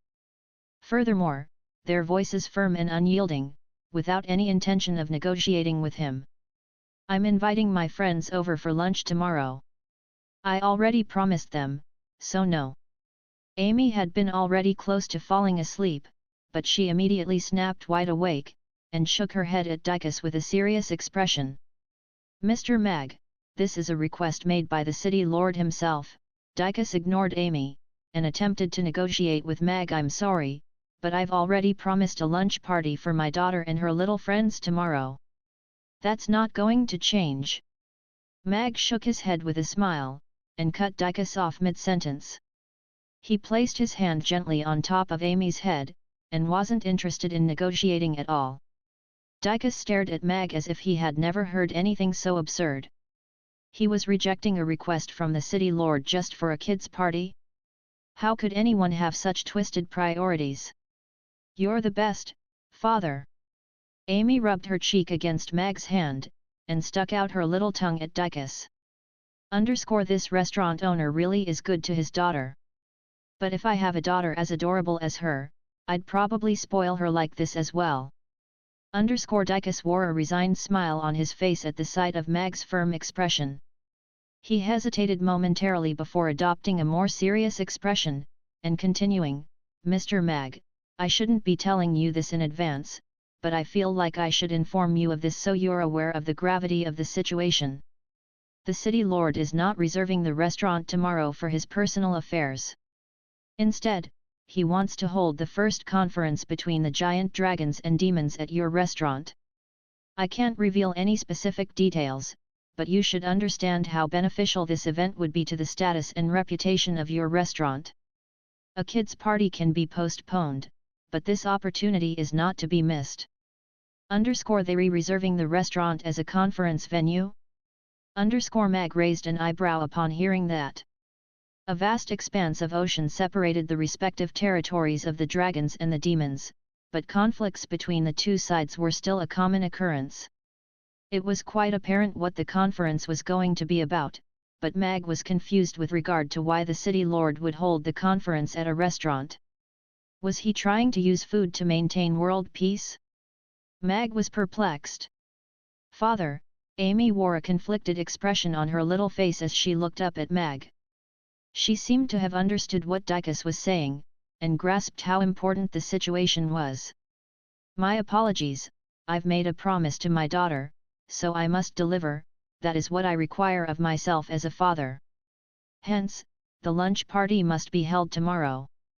Mag patted Amy's head with a smile before turning to Dicus, and continuing, if the city lord doesn't mind, he could perhaps postpone the conference to tomorrow in the evening. However, I have a few conditions. If the city lord can agree to those conditions, then I can offer a one-time reservation service. 1. The restaurant can be reserved from 5 p.m. at the earliest, but it must close at 9 p.m. sharp.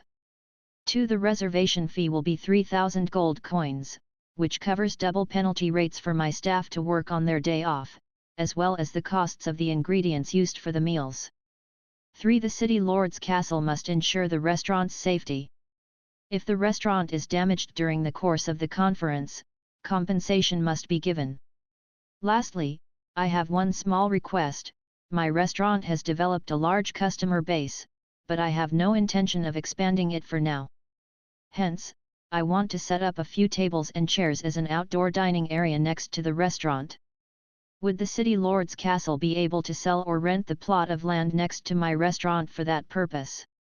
Dicus's mouth gaped open wider and wider, and he was looking at Mag as if he were questioning Mag's sanity. This guy is asking the city lord's castle to postpone the negotiation between the dragons and the demons just because his little girl is having a lunch party? What an insane man! Setting that aside, even if the city lord agreed to postpone the conference, they still had to agree to a few conditions of his before being allowed to reserve the restaurant. Conferences between species rarely ever went smoothly, and it was very common for a conference to last an entire day. However, he was only giving them a time limit of 4 hours, after which he was going to kick everyone out and close the restaurant no matter what. Furthermore, the reservation fee was astronomical, 3,000 gold coins. That was a reasonable price if they were trying to reserve Dukas restaurant, but how was that price applicable to such a small restaurant? On top of that, the city lord's castle also had to provide him with that plot of land in front of his restaurant to facilitate an outdoor dining area. Dicus didn't even know how to put his emotions into words anymore, his vocabulary simply failed him. Who gave this restaurant owner the confidence to state such demands? Those are the only conditions I have, please relay them to the city lord, Mr. Dicus. If that's all for today, then I have to go and tuck my daughter into bed. Mag wore a respectful smile on his face, but he was clearly asking his guest to leave. He didn't think those conditions were inappropriate. If it weren't for the system's accursed new mission, he wouldn't be willing to work on his day off. Mag had no interest in maintaining world peace and things like that. Compared to Amy's happiness, nothing else was important. All right, I'll relay those conditions to the city lord, and let him make a decision. I'll be taking my leave now. Dicus nodded, and didn't say anything else as he turned to leave. Father, you're so good to me. Amy was extremely touched as she looked up at Mag. Her lips quivered, and tears began to well up in her eyes. You're the most precious thing to me, so of course I'm good to you. No one and nothing is more important than you, so don't cry anymore. I love seeing my little Amy's beautiful smile. Mag picked Amy from the ground with a smile on his face. Amy nodded as a smile reappeared on her face. She wound her little arms around his neck before planting a kiss on his cheek. She looked at him with an earnest expression, and said, Father is also the most precious thing to me, so I'm going to take good care of Father. Let's get you tucked into bed. We have to inform Teacher Luna and all of your little friends tomorrow morning. Mag smiled as he tapped Amy gently on the nose. He held her in his arms, and he felt as if he were holding the entire world. He's asking me to postpone the conference because he's holding a lunch party for his daughter? What an interesting guy. Michael couldn't help but burst into laughter upon hearing Dykus' report. Dykus looked at Michael with a serious expression, and said, City Lord, I suggest we choose another venue to hold the conference. That restaurant has good decor, but it's a little small, and is situated in the corner of the Aiden Square, so the location isn't ideal, either. Besides, he isn't showing much sincerity, and is stating very unreasonable demands. For 3,000 gold coins, we can reserve the Dukas restaurant for a night, and the service and environment there are both significantly better than in this restaurant. Also, I've dealt with them in the past, so it'd be easy to work out a deal with them again. The conference between the dragons and demons was naturally of vital importance. There was no way that the city lord would agree to postpone it, and he clearly wasn't going to spend 3,000 gold coins to reserve such a small restaurant, either. And that wasn't even taking into account the other conditions that had been put forward by Mag. No, go and inform both parties that the conference will be postponed to the next evening at Mamie Restaurant. Michael shook his head with a smile. Dykus stared at Michael with incredulity on his face, and he wondered if his ears were playing tricks on him. He only came to his senses after a short while, and said urgently, But, City Lord, Dykus, I've actually been to that restaurant before. On that occasion, the restaurant owner was closing the shop, and I revealed my identity to him before asking for a spicy grilled fish. However, he turned me down as he had to tuck his daughter into bed. Michael cut off Dykus with a smile. He turned you down. Dykus was stunned to hear that. How could a restaurant owner in Chaos City turn down the city lord's request to dine at their establishment? If this were any other restaurant, the owner would most likely welcome the city lord, and even if they had to crawl out of bed to cook for him. However, the owner of this restaurant had turned him down because his daughter had to go to bed, just like how he was asking the city lord to postpone the conference due to his daughter's lunch party. It was simply unimaginable, yet very justifiable at the same time. That's right, he rejected me. Michael nodded with a hint of amusement in his eyes as he said, I looked at his little girl, who was falling asleep at the counter, and I didn't think his excuse was inappropriate at all. That was something that a father should do. That's why I'm not surprised that he rejected me again for his daughter's sake. What he's doing is something that neither you nor I could do, but it's exactly because he's willing to do this that he's a good father. Dykus fell silent upon hearing that. He was also a father, but he had to admit that if he were to encounter the same situation, he wouldn't be able to make the decision that Mag had made. Perhaps Mag seemed a little like a madman, but as a father, he really did put both of them to shame. Dykus was silent for a moment, but he still persisted. City Lord, I still think this restaurant is not a suitable conference venue. On top of that, 3,000 gold coins for 4 hours is too expensive. This conference may last several days, so we have to keep expenditure to a minimum. No, among all of the restaurants in Chaos City, this one is the most suitable to be the conference venue. The multiculturalism there corresponds with the philosophy of our Chaos City. Michael shook his head, and placed the book in his hand on the table in front of him. He looked at Dykus with a serious expression, and said, Also, this restaurant earns over 10,000 gold coins a day. They're allowing us to reserve the restaurant on their off day for a night. When you think about it that way, is 3,000 gold coins really excessive? I don't think that's the case. On top of that, for this conference, both sides provided 10,000 gold coins to cover the costs. If the conference is a success tomorrow, the remaining money can go to our city lord's castle. That's only the beginning. If the conference is a success, as the mediator, our Chaos City would reap even more benefits. Sometimes, you have to see the bigger picture, and look ahead into the future rather than just think about immediate costs. Make another trip to Mamie restaurant tomorrow morning, and tell them that we agree to postpone the conference and accept his first 3 conditions.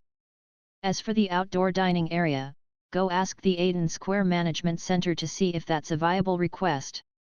As long as it doesn't have any negative impacts, we'll try to satisfy his conditions to the best of our abilities. Alright, I'll get started now. Dicus still had many questions in his heart, but he didn't voice any of them as he turned, and walked out the door. Michael's astonishingly accurate foresight was an imperative factor contributing to Chaos City's lofty status on the Norland continent.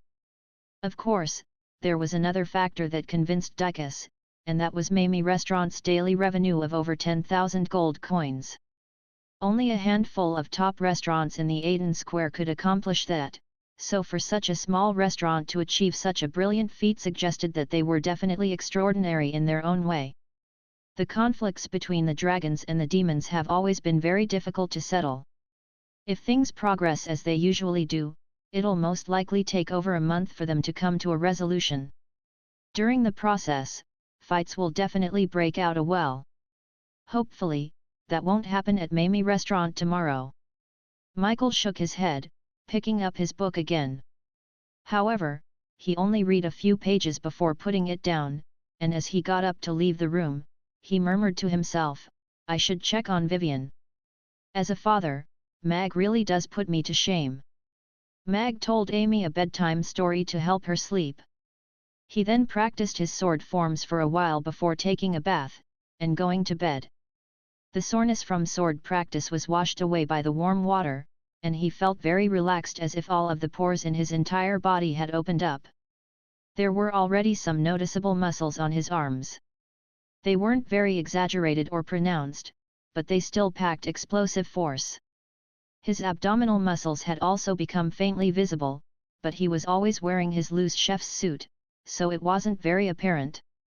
Following the strict sword training regimen, his body had been enhanced significantly from its initial 2.0 standard.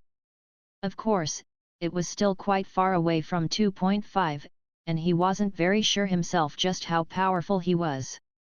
From his physical condition alone, it appeared that he was slightly superior to a normal person, but there was still a gap of 0.5 between himself and a first-tier knight.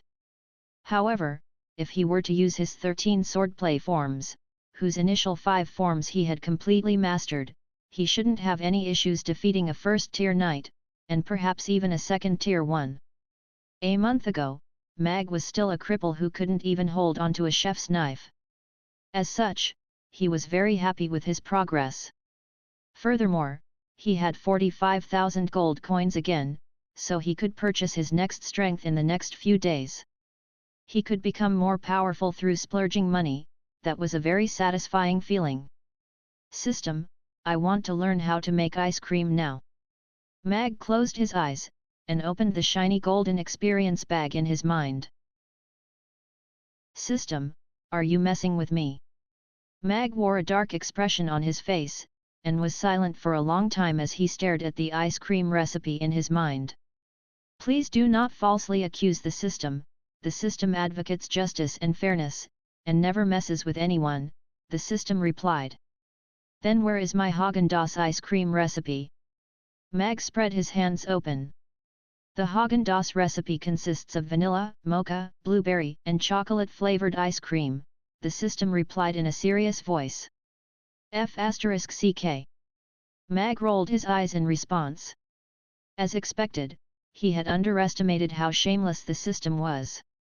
The Häagen-Dazs ice cream was supposed to have many more than just 4 flavors, and their products consisted of far more than just ice cream. The higher the expectations, the more crushing the disappointment. Keep working hard, and you'll be able to unlock more Häagen-Dazs products, such as different flavors of ice cream, as well as recipes for things like the Häagen-Dazs ice cream cake. The system provided some words of encouragement. Mag rolled his eyes again, but he still carefully examined the ice cream recipe in his mind. Thankfully, the recipe for the 2-ball ice cream cone recipe wasn't bad, and it had 4 flavors to choose from. It would surely provide a pleasant surprise for Amy's little friends.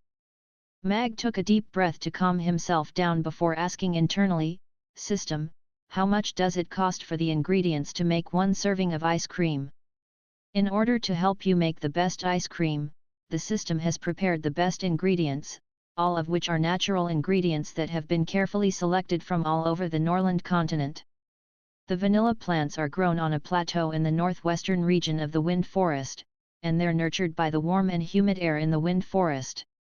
The entire plateau releases a delightful aroma all year round, and only the finest vanilla is selected from those plants to be ground down into fine powder. Consumption of this ice cream has a potent relaxation effect. The mocha is made from Westlake Longjing tea leaves grown on the hills in the northern region of the Twilight Forest. The seeds of the West tea Longjing plants were selectively bred to create plants that yielded ideal tea leaves, and the leaves are covered under shade 20 days prior to picking. The leaves are carefully selected and processed using steam before being ground into powder using a natural stone mill.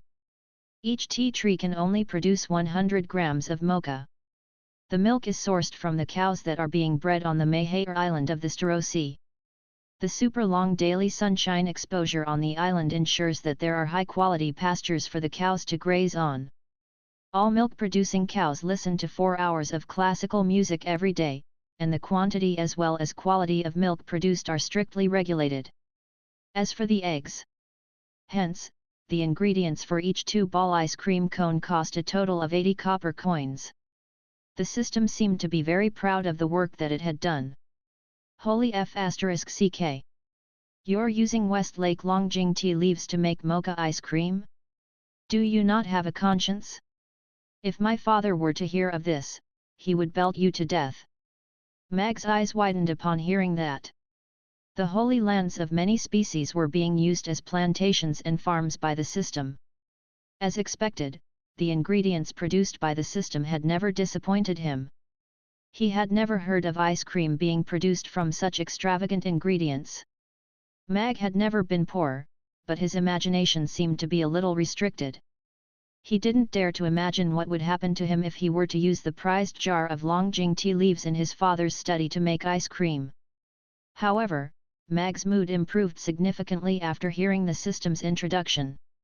With such high-quality ingredients, there was no way that the ice cream produced wouldn't taste good.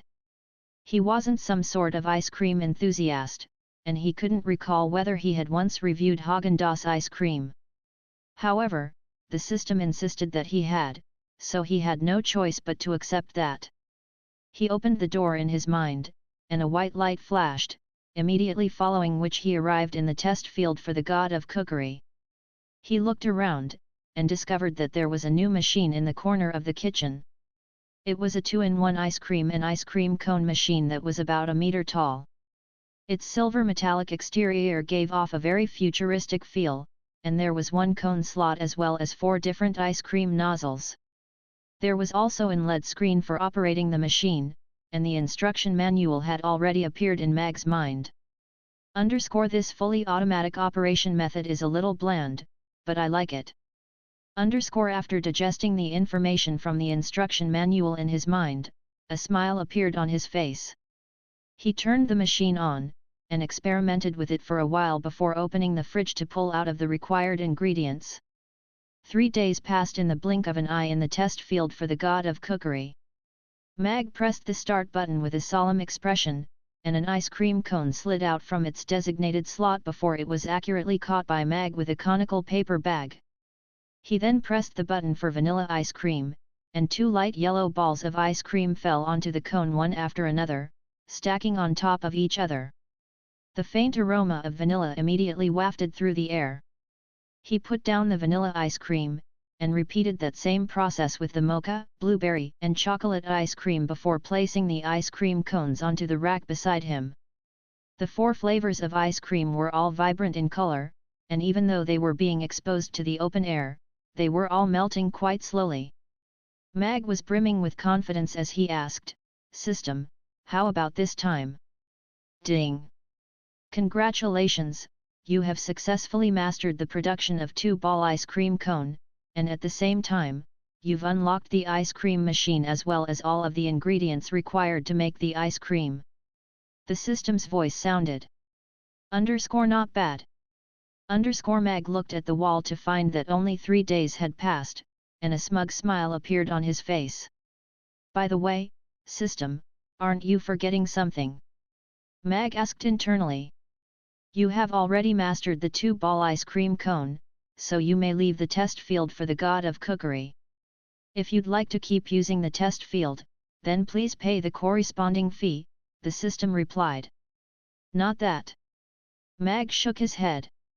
He had already mastered all of the sword forms that he could, and training in the test field for the god of cookery couldn't enhance his physical properties anyway, so he had no intention of renting the place. I'm curious about what kind of review I gave to Häagen-Dazs ice cream in my past life. An intrigued look appeared on Mag's face. The system was silent for a moment before asking, "Are you sure you want to know? Just tell me." Mag rolled his eyes. The system impersonated Mag's voice, and said, "This Häagen-Dazs is disgusting. It's too mother-f***ing sweet." Mag faltered momentarily before asking, "That's it? That's the only review you gave Häagen-Dazs ice cream in your past life?" the system replied. "You forced me to make ice cream for 3 days just because of that? That's not even a review." Mag felt as if he had been played for a fool. No, it was only a short sentence, but there's so much information to be derived from it. You said the ice cream was disgusting, and food is judged on its presentation, aroma, and flavor. As such, your words implied that you were unhappy with one or more of those aspects. As ice cream doesn't have a strong aroma, it can be deduced that you are displeased with the flavor and presentation or shape of the ice cream. The ice cream that you have made here are based on ideal flavor and shape in your heart. The system gave a serious reply before asking, "However, there's still something that I don't understand. You said that the ice cream was too mother-f***ing sweet. What does the sweetness of ice cream have to do with mothers?" System, you are far too intelligent for mere mortals like me. Mag was extremely impressed, and he applauded the system with a reverent expression as he said, "If you undertake a reading comprehension exam, you'll definitely get full marks. Back then, even I didn't think as much as you do now. You're far too kind." Chinese is an extremely broad and profound language. I've done extensive research into it for over half a month, but there are still many things that I don't understand. The system gave a modest reply before continuing, "Also, you haven't answered my question yet, what does it have to do with mothers? Even if the ice cream wasn't to your taste, surely its mother is innocent? Furthermore, based on biological principles, ice cream does not possess reproductive abilities, so it doesn't have a mother.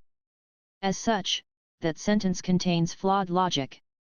Even if you were referring to the probiotic bacteria in the ice cream, the problem there is that they reproduce too quickly, so it would be next to impossible to find the mother of a particular bacterium. System, I suggest you go watch a Chinese Odyssey." Mag cut the system off with furrowed brows. A Chinese Odyssey? Isn't that a recreational film? Recreation makes one lose sight of their hopes and dreams. The system doesn't need that kind of stuff. The system declined before continuing, "I prefer to watch films with historical and literature value as those would allow me to understand humans and their world. Learning and accumulating knowledge gives me joy. I can recommend some good programs to you, all of which can be found on CCTV, including National Treasure, A Bite of China, Super Project. I'm not telling you to watch it for recreational purposes, I'm simply trying to make you aware that if a person rambles on for too long, they'll get on other people's nerves, and they'll cop a beating." Mag pursed his lips. The system suddenly went off on a complete tangent, and he was getting very exasperated listening to it. The system processed that in silence for a while before replying coldly, "Please watch your mouth. If you're not going to pay, then you'll be evicted from the test field for the god of cookery in 3 minutes. Sounds good to me, I'll be able to have a good sleep in then." Mag shrugged nonchalantly. He looked at the 4 ice cream cones on the rack beside him, and a smile appeared on his face. He was looking forward to Amy's reaction to tasting the ice cream. Light flashed, and Mag's consciousness returned to his own body. He opened his eyes to check on the sleeping Amy, upon which a smile appeared on his face, and he closed his eyes again. He slept until he woke up naturally.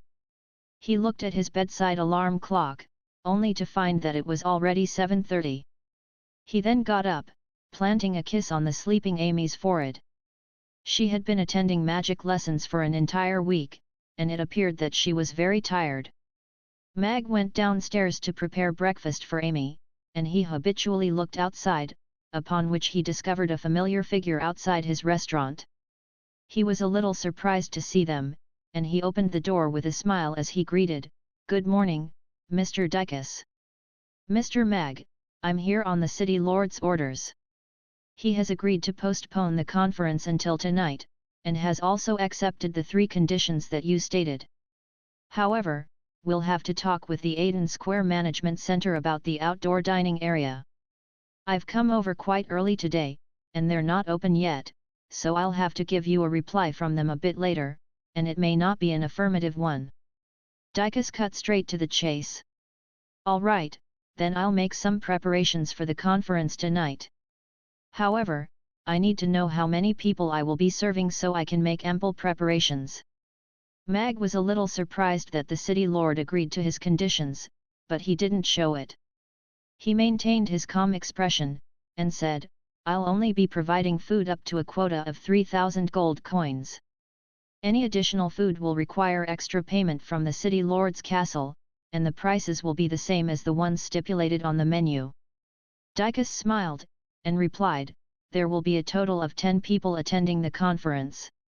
It would be best if you could reorganize the tables in your restaurant. If you encounter any issues during that process, the City Lord's castle can send someone to instruct you. As for money, you do not need to worry, the City Lord's castle will definitely pay what's due. There's no need to trouble the City Lord's castle, I'm sure I'll be able to organize the restaurant to a satisfactory standard. If that's all, then I'll see you tonight. I have to go cook breakfast for my daughter now." Mag nodded with a smile. He really enjoyed dealing with straightforward and concise people like Dicus. "You're a really good father." Dicus faltered momentarily before giving a resigned chuckle, and saying, "I'll leave you to it, then. I also have to buy my son a spring onion bing, but it looks like he'll only get to eat it for lunch. All right, see you later." Mag turned around, and went back to his restaurant. Even though the City Lord's castle hadn't made any guarantees on his outdoor dining area request, they were far more likely to succeed than if he were to go to the Aiden Square Management Center himself. As for the conference that was going to be held that night, he was actually quite interested in it. He could take the opportunity to learn about the Norland continent directly from the mouths of important figures among the dragon and demon races. That was an opportunity that couldn't be bought with money. In the kitchen, the new ice cream machine was already sitting in the corner. Mag tested it out for a bit, but didn't make any ice cream. Instead, he made 2-person portion of braised chicken and rice. "Father, which dress should I wear today? How should I tie up my hair? And can I perform another Spring is Here dance before we go?" Amy soon came downstairs with Ugly Duckling in her arms, and she stood at the entrance to the kitchen with a conflicted look on her little face. "You look good wearing anything, but today, I feel like that little purple princess dress will be the best.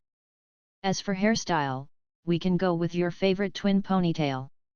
Mag looked at Amy, and shook his head as he said, "But we're going to be eating soon, and after that, we have to tell Jessica and Teacher Luna about the lunch party, so you have to leave the dancing for when we come back. You can perform the dance very well already." "All right, I'll listen to whatever father says." When we get back, Big Sister Mia and Big Sister Aisha would already be here as well, so I can dance with them. Amy's eyes lit up as she nodded in agreement. "Yes, you can do a final rehearsal when they get here." Mag nodded with a smile. It appeared that Amy took the dance very seriously. Mag helped her into her purple princess dress before tying her hair up into two adorable ponytails.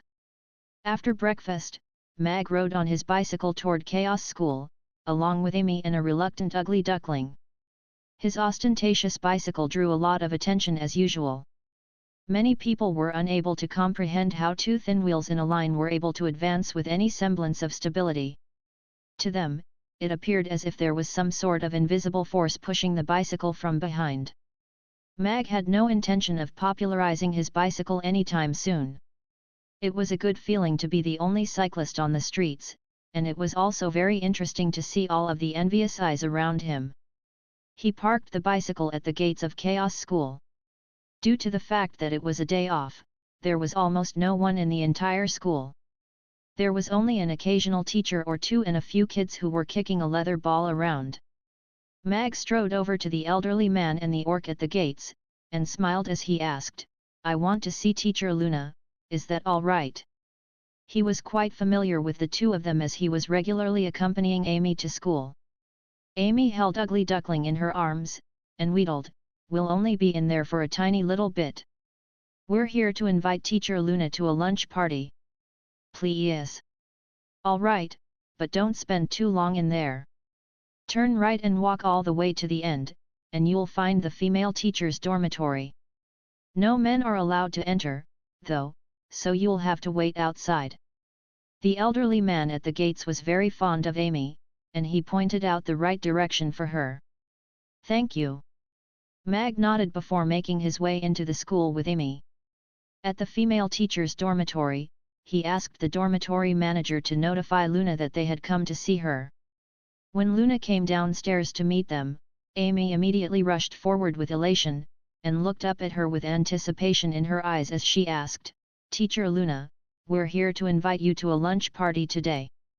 Do you have time to come?" "A party?" A hint of surprise and confusion appeared on Luna's face as she caressed Amy's hair, and she turned to Mag for an explanation. "Hi there, Ms. Luna.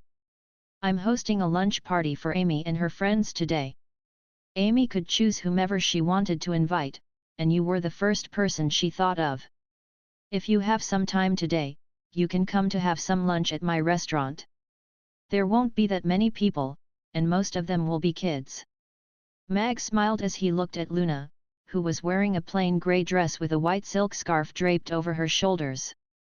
Mag had a very good impression of this kind woman. "Oh, I see. That sounds great. It's my day off today, and I've got nothing else to do anyway." Luna hesitated momentarily before nodding with a smile. "Yay! You have to make sure to come on time, Teacher Luna." Amy almost jumped up with joy. "I will." Luna nodded before turning to Mag, and saying, "Then I'll have to trouble today, Mr. Mag." No, I'm happy as long as the kids and my guests are happy." Mag smiled as he said, "We'll be taking our leave now. Little Amy still has to go and invite another one of her friends." "All right, see you soon, little Amy."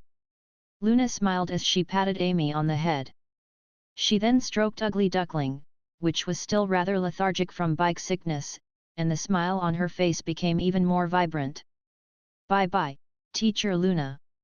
Amy bade her farewell before dragging Mag away. "Mr. Mag sure is an interesting person."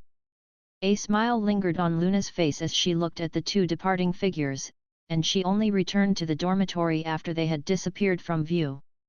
"Father, Jessica would be really happy to be invited, right?" Amy asked. "Of course. Jessica will be very happy to receive your invitation. Also, we've prepared a little present for her as well, haven't we?" Mag smiled as he glanced at the bag in the basket, which contained a cream-colored dress. "We sure did, thank you, Father. Jessica is sure to love this dress. She's always wanted a yellow dress." Amy nodded, and her smile grew even wider. "But do you still remember where Jessica lives?" "You'll have to tell me where to go," Mag asked. "I do, I went to Jessica's place twice. There are many houses there that are built using black stones, and there's a black stone horse outside Jessica's house. Jessica told me that her father made it for her, and she looks really cool when she rides it." Amy was brimming with confidence in her navigation skills. "That's good. If you like horses, I can buy a real one for you." "Of course, you can get a wooden horse as well if you'd like," Mag offered with a smile. "Really?" Amy's eyes immediately lit up. However, after some careful contemplation, she still shook her head, and said, "Horses are too big, and Ugly Duckling is too stupid. If we get a real one, Ugly Duckling is going to get bullied, so I'll just get a wooden horse." "All right, I'll make you a wooden horse when we get back," Mag replied with a smile. Even though she was often reprimanding Ugly Duckling, she actually cared for it a lot. The bicycle carried the two of them along the wide stone-paved streets, and Mag was feeling very carefree and relaxed as the autumn wind brushed over him. All of the buildings on either side of the street were Western-style buildings constructed from white stones, and they all looked very lavish. The center and southern region were the wealthiest places in Chaos City, while the most poverty-stricken residents gathered mostly in the northern region. "Warwick, please give me some more time. I'm definitely going to repay all of the money, I beg of you." In front of a black stone bungalow, a woman who appeared to be about 30 years of age was desperately begging a young man in a set of golden robes.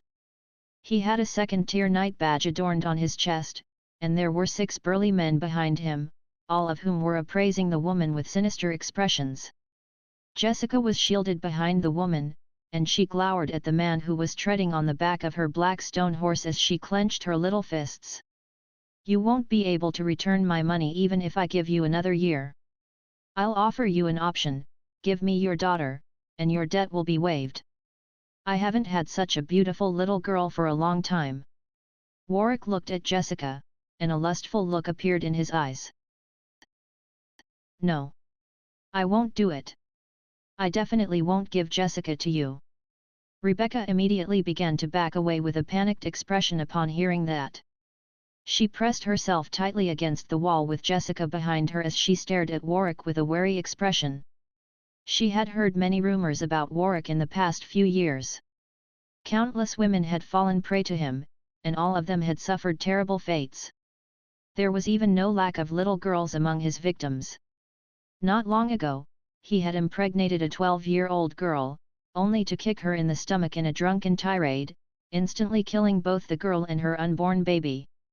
That little girl had been given to Warwick by her gambling addict of a father to repay his debts.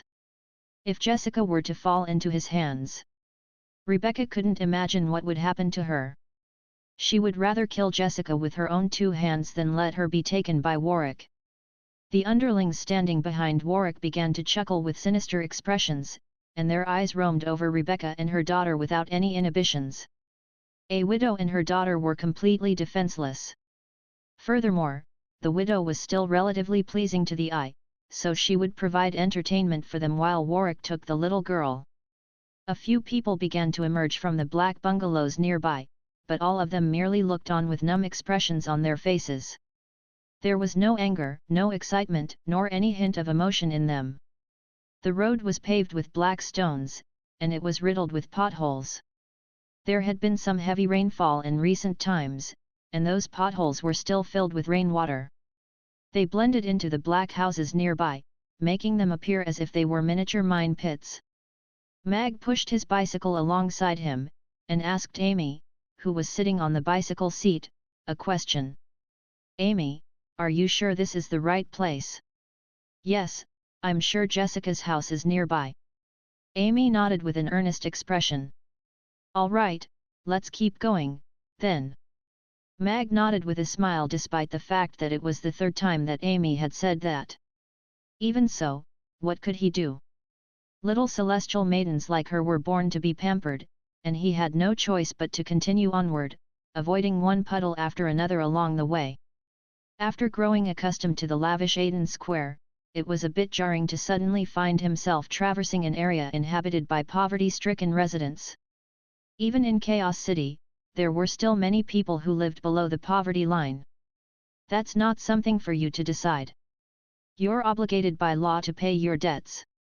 If you can't repay your debts, then I'm entitled to take something from you. I don't want anything from your sh*tty house, but your little girl looks like she's worth a coin or two. Warwick shook his head before continuing, do you know how much you owe me? My only flaw is that I'm too kind. I'm a noble second-tier knight, yet I'm extending sympathy toward people like you. That's why you still dare to turn me down even though you're clearly unable to repay your debts. My husband passed away in a mining accident last year, and I borrowed 20 gold coins from you to pay for his funeral. Rebecca clenched her fists, and suppressed her rage and grief. 20? It's been 2 years. With the accumulation of compound interest, you owe me 500 gold coins, and that's already a discounted amount. Do you think your daughter is worth that price? Heck, I'm doing you a favor here. I really am too kind, Warwick chuckled coldly. Yet, Master Warwick is the kindest person in the world. Only he would be this generous toward you too. If it were me, I'd be taking both of you. Warwick's underlings all began to chime in, and their coarse laughter sounded like the voice of the devil. The smile on Warwick's face became more and more vibrant as if were very pleased with the praise that he was receiving, and he looked at Rebecca, awaiting a response from her. How could it be 500 gold coins? Rebecca stared at Warwick with incredulity in her eyes, and shook her head as she said, that's impossible. I only borrowed 20 gold coins from you, how has it become 500? You can't do this. I'm going to report you to the city lord's castle. This is the contract that you've signed with us 2 years ago. The contract states a compounding interest rate of 50% per month, so that makes a total of 500 gold coins now. Even if you report me to the city lord's castle, I'll still win the case, and the city lord's castle will force you to hand over your daughter to repay your debt. Warwick pulled out a contract, cackling in a sinister voice. Rebecca stared at the contract in Warwick's hand, listened to his horrid cackling, and felt as if the entire sky was falling upon her. She was completely helpless, and could only press Jessica even more tightly into the wall behind her. Jessica looked up at Rebecca, who was in a complete panic, and there was fear etched on her little face, but she didn't cry. She held her mother's hand tightly with her own little hand, trying to lend her some warmth and support. Rebecca faltered momentarily before looking down at Jessica, and grabbing her little hand tightly as if she were clutching at a life jacket. She returned to her senses, and looked at Warwick as she said, Master Warwick, please give me a little more time. The compensation for my husband's accident will be given to me soon, and that will definitely be more than 500 gold coins. When that time comes, I'll repay all of the debt I owe to you, so please let me go, and let Jessica go, she's only a 5-year-old child. You sure are stupid. Warwick shrugged with a smile before approaching Rebecca. He placed his mouth near her ear, and said, Governor Woodrow is my uncle, and he told me that the compensation for that mining accident has already been handed down, but you weren't eligible to receive any. Even if you wait until you die, you'll never get that money as it doesn't belong to lowly black rats like you. I'll be sure to enjoy your daughter. If she can live for a few more years, perhaps she'll even bear my child. How could this be? Rebecca's eyes widened with shock and horror at the sight of Warwick's sinister expression. Her face was already sickly pale, and it paled even further. All strength seemed to have been drained from her body, leaving her unable to support herself as she slid down slowly along the wall and sat onto the ground, looking as if she had lost her soul. I heard you spent a dragon coin on medicine a few days ago. So you have money to buy medicine, but no money to give to me? That's not right, is it? Aside from this little girl, I'll be taking the rest of your money as interest. Warwick waved a hand, and 2 of his burly underlings began to search Rebecca's body. Don't touch my mother. You're all bad people. If my father were here, he'd sent you flying with a single punch. Jessica rushed out from behind Rebecca, and shielded her instead. Then why don't you get him to come out of his coffin to punch us? Everyone burst into laughter. One of the burly underlings tore at the money bag hanging from Rebecca's waist, causing it to tear open, sending a bunch of gold, silver, and copper coins clattering onto the ground, some of which fell into the nearby puddles. "Pick those up, you idiots!" Warwick furrowed his brows with displeasure, and his underlings immediately bent over to pick up the coins. "No. That's not my money, someone else borrowed it to me, and I have to return it to him." Rebecca tried to struggle to her feet, but Warwick stomped down firmly upon her shoulder. He squeezed Jessica's chin between his fingers, and gave her a sinister smirk as he said, "I said it's mine, so it's mine. From this day forth, she also belongs to me." A gold coin rolled along the ground, and a burly tattooed man rushed along behind it. The gold coin bumped into a bicycle tire, and came to a stop. The burly underling was elated to see that, and he reached for the coin with his hand. However, just as his hand came into contact with the gold coin, a foot came stomping down with vicious force, crushing his hand into the shards of black stone below. "That's my money!" A cold voice sounded alongside a loud howl of anguish. "Who's that?" The commotion nearby immediately died down as everyone turned to look in Mag's direction. There, they discovered a tall and thin young man pushing some sort of strange two-wheeled cart, with one foot stepping firmly on the burly underling's hand, crushing it into the black stone fragments below. The burly man, who was kneeling on the ground, and howling like a pig about to be slaughtered, created a stark contrast with the calm young man. He appeared to be just an ordinary man, so how was he able to render the burly underling completely unable to defend himself? It's Amy and her father. Jessica also saw who it was, and elation welled upon in her heart. However, that elation was then quickly replaced by concern as she thought, "No.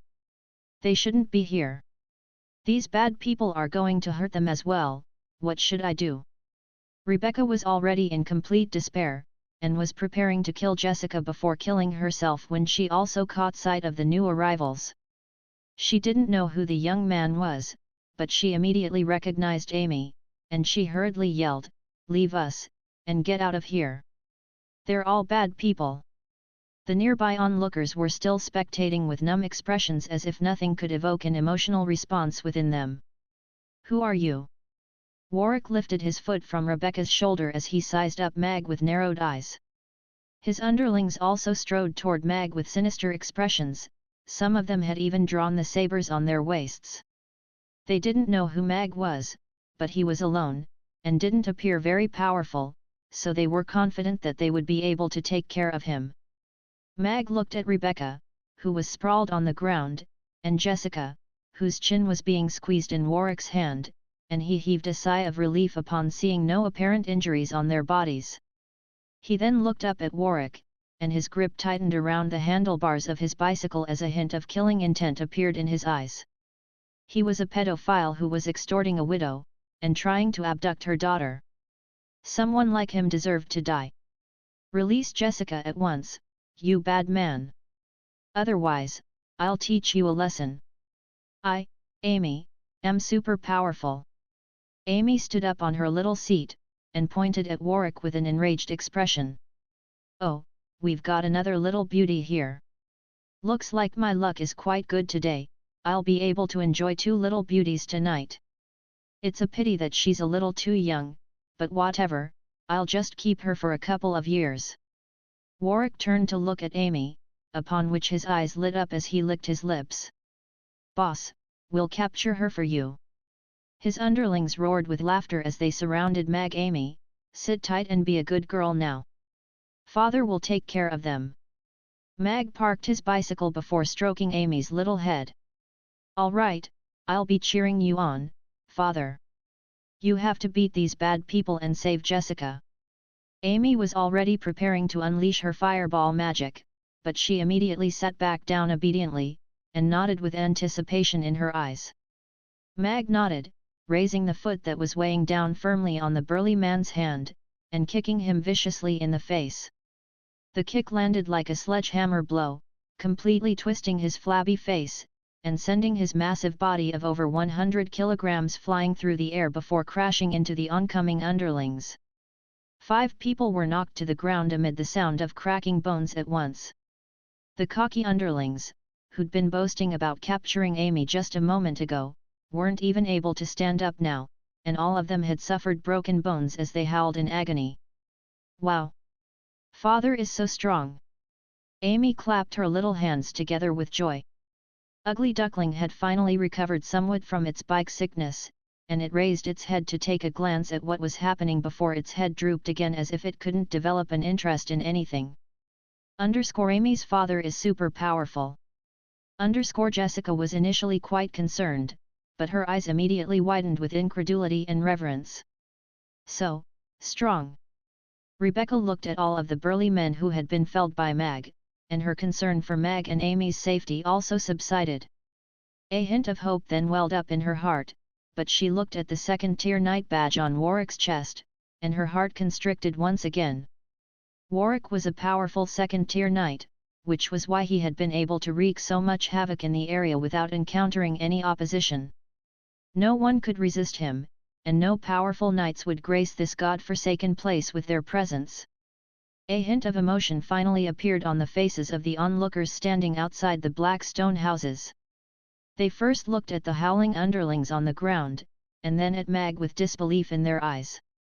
They had never seen a scenario like this before, and their blood was beginning to churn in their veins. "Who are you?" Warwick released Jessica, and laid his hand on his longsword. He took 2 steps forward and glared at Mag with a grim look. Even though all of his underlings were just normal people, for Mag to be able to fell all of them with one kick suggested that he was at least comparable in power to a first-tier knight. Warwick was a second-tier knight, so he was definitely far stronger than Mag, but that wasn't what he was concerned about. Instead, he was worried about Mag's identity. All of the people that lived in this area were relatives of men who had lost their lives in the mines.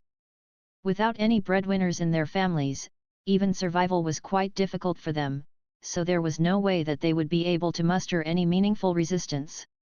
He was the ruler of this place. Here, he could do whatever he wanted. However, Mag was clearly different from the people he ruled over. His attire suggested that he wasn't from this area, and his combat prowess indicated a potentially sensitive identity.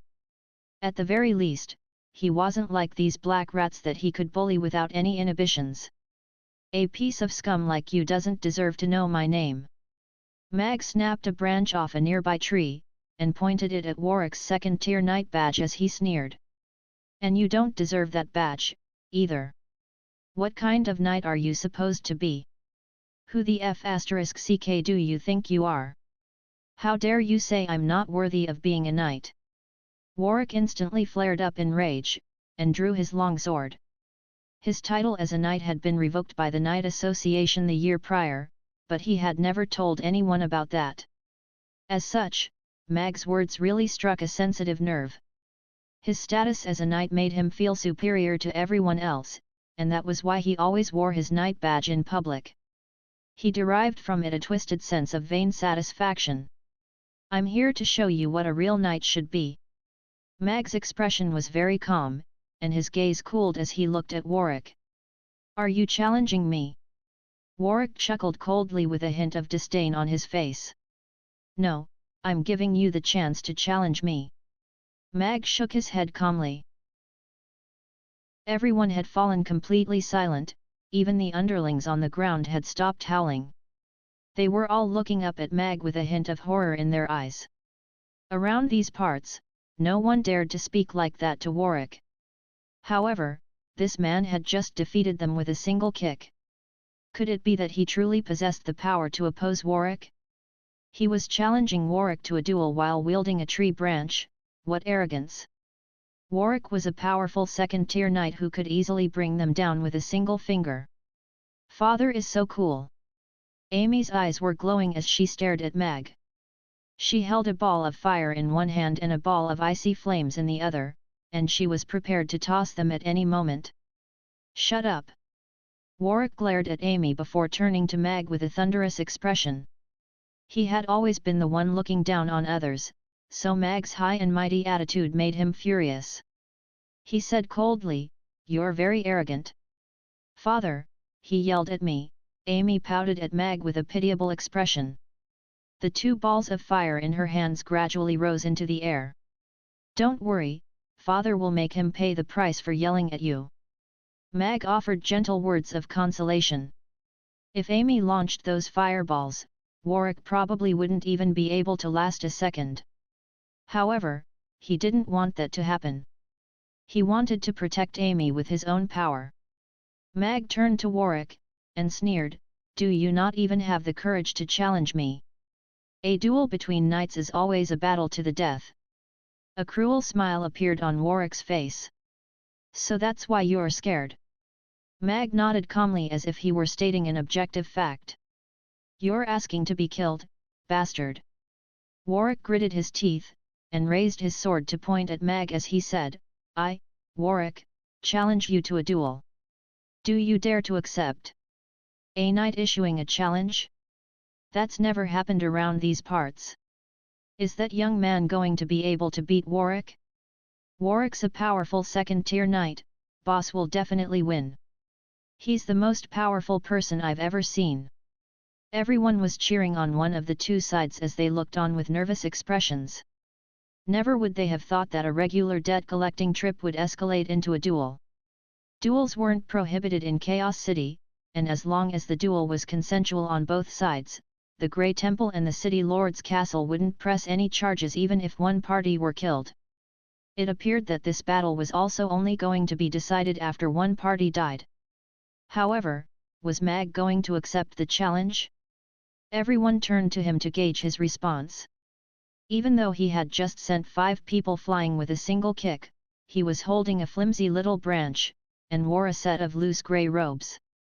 In comparison, Warwick wielded a sharp longsword, and wore a set of golden knight robes that were far more suited for battle. It simply appeared to be a complete mismatch. How was Mag going to battle with a tree branch? That was the biggest question in everyone's minds. At the same time, they were sure that Mag would decline the duel. At the very least, he had to go home and grab a good weapon first. "I accept your duel." Mag nodded with a smile as he looked at Warwick, and said, "You're right, this will be a battle to the death. I was going to let you go home and get another weapon, but I've changed my mind." Warwick glared at Mag with a cold expression. He raised his sword, and charged toward Mag as he roared, "Seeing as you've accepted my challenge, you can die now." He was already very fast, but he was still accelerating, and his power as a second-tier knight was on full display. He gripped his sharp long sword with both hands, and fierce killing intent burned in his eyes. Warwick wanted to kill Mag, and he was going to do it with one sword strike. Mag's arrival had already severely threatened his reign over this area. He had to maintain a paramount invincible image in the hearts of his underlings as well as all of the black rats. Otherwise, he wouldn't be able to push them around as he pleased in the future. As such, Mag had to die, and he had to die in a manner that struck horror into everyone's hearts. He can do it. Amy's father will definitely beat this bad man. Jessica, who was held tightly in Rebecca's arms, clenched her little fists with a nervous expression. Rebecca had already closed her eyes as she didn't dare to watch. She really regretted allowing Mag to be swept up in all of this. Jessica had already lost her father, while Amy had lost her mother. If she were to lose her father as well, that would be far too cruel. Is he going to die? All of the onlookers' eyes widened with indignation, but also a hint of anticipation. They were already accustomed to being bullied and having their dignity stomped on to the extent that they felt like it was the normal way of life. Mag's arrival had given them hope, but also a hint of discomfort. It was as if he had exposed them to their truly being the black rats that they were constantly denounced as. As such, if Mag were to die, then everything would return to normal. They could continue to sprawl onto the ground, gasping for breath and fighting for their survival. Boss will definitely win. The lackeys all stared at Warwick with wide eyes that were filled with anticipation while the latter rushed toward Mag with sword in hand. He was aiming to kill. In their hearts, Warwick was the epitome of invincibility. That guy was still rooted to the spot with a tree branch in his hand, and he appeared to have been paralyzed with fear. How could he possibly be a match for Warwick? Also, how was he supposed to kill anyone with a tree branch? That was an absolute joke. Mag held his tree branch in one hand, and stood completely immobile. He looked at the oncoming Warwick, and his eyes narrowed as an expression of rapt focus appeared on his face. At his current power level, it was indeed a little arrogant of him to accept a challenge from a second-tier knight. Furthermore, revealing his power in public was not wise. However, some things simply had to be done as a man. For example, dueling, or for another example, killing. How are you going to kill anyone with that little branch? Make sure to buy a good sword in your next life. Warwick reached Mag in the blink of an eye, and he cackled in a sinister manner, revealing a couple of black front teeth. He raised his long sword high above his head, and brought it down viciously upon Mag. However, before the long sword had even begun its descent, the smile on Warwick's face had already stiffened. He looked down with incredulity, only to find that the flimsy tree branch had pierced through his knight badge, protruding out from his back. Who told you tree branches can't kill people? Only weaklings make excuses like that. Mag shook his head, and scoffed, "You're not worthy to be a knight, and you don't deserve that knight badge. Remember this, the man who killed you is Mag Alex, a true knight." Warwick's eyes widened with incredulity as he stared at Mag. His long sword clattered to the ground, and he fell back onto the ground. Blood gushed from his mouth, and he stared intently at Mag. Even following his demise, his eyes were still wide open. Blood slowly seeped from his body, staining the ground red, and tainting the small puddles nearby. The scent of blood in the air caused Mag to furrow his brows, and his hand shuddered slightly. Killing someone was not easy, after all. However, Mag didn't regret killing Warwick. He deserved to die for his crimes. Besides, he had threatened the most precious thing in Mag's life. From the moment that he displayed lust toward Amy, he was already a dead man. He was telling him as a father that little Lolas were born to be spoiled, not to be tainted by disgusting men like him. Father is so strong. Amy closed her eyes, but she still clapped her little hands with elation. Yes. The bad man is dead. Mother, we're saved. Jessica also grabbed onto Rebecca's hand with joy. Rebecca's eyes sprang open upon hearing that, and she was greeted by the sight of Mag standing over Warwick's dead body. She was momentarily stunned as if she couldn't believe what she was seeing before tears of joy began to flow down her face. B-Boss is dead. The underling that had just been kicked by Mag not long ago suddenly howled like a pig being slaughtered before trying to struggle to his feet. Run! This man has just committed murder. The other lackeys also tried to struggle to their feet despite the pain from their injuries. In their hearts, Warwick was an invincible man, but he had been killed in the blink of an eye with a tree branch, no less. They didn't even see how Warwick had been struck before he died. Just how terrifyingly powerful was this man? Their minds had been broken by the horror they felt, and all they could think about was running away, and getting as far away from that terrifying man as possible.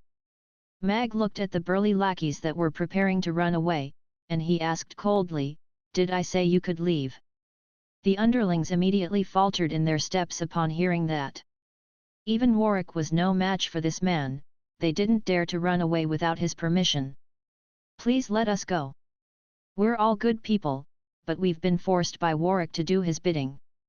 It's all Warwick's fault. Please spare us. We'll never do anything like this again. We promise to be good people from now on." One lackey after another fell to his knees as they sobbed. All of them began to describe their tragic experiences, saying how they had been forced to do Warwick's bidding despite their strong reluctance. "I can believe that all of you have been forced to do Warwick's bidding. As for whether you're good people or not, sorry, but I'm not an idiot." Mag sneered at the sobbing lackeys. He wasn't going to kill them, as they weren't engaged in a duel, so killing them was illegal, and could bring negative ramifications to him. However, he wasn't going to let them go, as the crimes they had committed were most definitely punishable by death. As such, the best course of action was to let the Grey Temple or the City Lord's Castle deal with this matter. Master Brandley, something seems to have happened over there, should we go and have a look? On a street near the miners' residential area, a Grey Temple member was inspecting a charred black pit in the ground when he heard a commotion erupting nearby, and he turned to Brandley with an inquisitive expression. Brandley stood up, and asked, "What's going on over there?" He had received reports of irregular magic waves appearing here, and a house had been burned down, so he had arrived on the scene a while ago. It appeared that a fire magic spell had been unleashed by a 5th-tier magic caster here. Thankfully, no one had suffered any casualties as a result. The house that had been burned down was only an abandoned one, so it could only count as a 1st-tier incident. It appears to be a duel between two knights, which isn't very noteworthy in itself, but the location is a bit peculiar. The duel took place in the residential area for the families of deceased miners. An explanation was quickly provided. Families of deceased miners. Brandley contemplated momentarily before nodding as he said, "Let's go have a look." "Is Warwick dead?" All of the onlookers had incredulity in their eyes. A hunched old man picked up a rock, and strode over slowly. His wrinkly face had a reddish-black complexion as if the color of the mines had seeped into his skin. He looked down at Warwick's corpse, and there was intense hatred in his eyes. One person after another emerged from the black bungalows, and they also made their way over to the dead body. Most of them were elderly people or women, and there were even some children. Their numb facades finally crumbled, revealing burning hatred and resentment underneath. All of them gripped the rocks they had picked up tightly in their hands, and strode forward silently. A hint of surprise appeared on Mag's face at the sight of the advancing masses, and he hesitated momentarily before retreating back to his bicycle. "Father, you were so awesome there. What are they doing with those rocks, though?" Amy was a little perplexed by the sight of everyone converging together. "They're taking revenge." Mag covered Amy's ears and eyes with his hands, and looked on with a grave expression as everyone converged toward Warwick and his lackeys. "Mother." Jessica was also a little confused as she looked up at Rebecca. "Don't look, Jessica.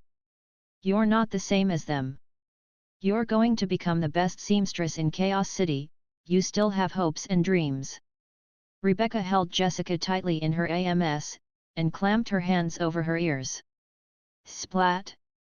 One rock was hurled after another, sending blood splattering through the air as howls of agony erupted. All of the rocks were soon stained with blood. That blood belonged to both Warwick's corpse and his underlings. Emotions finally appeared on their numb faces, and they seemed to have found a hint of release as well as hope to continue living. A hunched old man tore off one of Warwick's ears with his teeth, and chewed on it a few times before swallowing. He was then forced out by the crowd, and fell to his knees as he roared to the heavens. "Samani, my poor daughter, I've avenged you. I've avenged you, my daughter." His sobbing cries seemed to be contagious, and many more roars of pain and despair soon followed as people vented their hatred and frustration. "What are you all doing? Hurry up and disperse. Governor Woodrow is here. Do you all want to be detained?" Right at that moment, a loud voice erupted along with the sound of blades being drawn. The frenzied masses were dispersed by the saber-wielding soldiers, revealing a few dead bodies that were nothing more than mangled masses of flesh and blood. In particular, Warwick's body was completely unrecognizable. In fact, it had been reduced to such a state that it was impossible to identify it as a human body at all. Blood stained everyone's hands and clothes, and there were still rocks firmly held in all of their hands. Even after being forced back by the soldiers, the residents didn't back away very far. They looked at the bodies on the ground, the saber-wielding soldiers, and the fat middle-aged man in silence. That man was Governor Woodrow. My Warwick. Woodrow strode forward, and even though he couldn't identify the corpse on the ground, he could still recognize the golden blood-stained robes and the knight badge that had been stomped into the ground. His face immediately paled, and the rolls of fat on his body trembled as his outstretched hands faltered in mid-air. He took a few deep breaths, and his face was slowly twisted with rage as he glowered at everyone around him. He gritted his teeth, and roared, "Who? Who killed my Warwick?" The blood-stained people around him continued to look at him in silence. However, they were not fearful on this occasion, and they didn't even put down the rocks in their hands. Deathly silence ensued. Mag looked at the obese Woodrow, and deduced that he was most likely Warwick's backer. He was likely the one who had supported Warwick, allowing him to commit all those heinous crimes. As for whether he benefited from Warwick's crimes, that was something that Mag didn't know. However, the people that had perished and been oppressed because of him were no less than those that had fallen victim to Warwick. He wasn't the one committing the crimes, but he was the true mastermind. "It was me." Just as Mag was about to step forward, the old man from before looked at Woodrow with gritted teeth, and roared, "I killed him, and I ate one of his ears. It's in my stomach right now, do you want to slice me open to have a look?" Woodrow's lips quivered at the sight of the blood-stained old man with traces of raw flesh between his teeth, and he roared, "How can an old bastard like you be able to kill Warwick? But you dare to eat one of his ears? Capture him at once, slice off his ears, and send him to the Basti prison. I worked in the mines for my entire life, and my 2 sons died there 3 years ago. Our family gave everything to Chaos City's crystal mines, but this filthy lowlife raped my daughter-in-law and even my 6-year-old granddaughter. My daughter-in-law killed my granddaughter and hung herself. Where's the justice? I've lived until this day just so I can have a chance to kill Warwick with my own 2 hands. I want to eat his flesh, drink his blood, and chew his bones into dust." The old man glowered at Woodrow with bloodshot eyes, and pointed at him as he roared with all his might, "Governor? You're just a piece of SAHDR. You're going to suffer retribution for what you've done. Capture him and make him shut up." Woodrow was trembling with rage as 2 of his soldiers stepped forward with sabers in hand. "I'll be waiting for you down below. Warwick is dead, and you're going to die too. I'll be waiting for you." The old man took one last glance at Mag before ramming his head against a wall, upon which he abruptly fell dead. Woodrow stared at the old man's dead body, and he instinctively took a couple of steps backward. The hair on the back of his neck stood on ends as the old man's parting words reverberated in his mind. Warwick was death, and he was next? A hint of panic welled up in his heart. Woodrow forcibly suppressed the panic in his heart before glowering at the people gathered around him. "Who killed Warwick? If you're going to hide the culprit, then I'll lock all of you up in the Basti prison. You'll be tortured there for the rest of your lives. It was me. He took my little sister away, and I found her in a lake 3 days later. She seemed to be really cold, but she couldn't even speak to me. I buried her, and then I killed him." A young boy who was as thin as a beanpole stepped forward. He only appeared to be around 11 or 12 years of age, but his calm and cold expression belied his age. "It was me. I gouged out his eyes, just like how he had gouged out my mother's eyes." One person after another stepped forward, all of them clamoring to take responsibility for killing Warwick.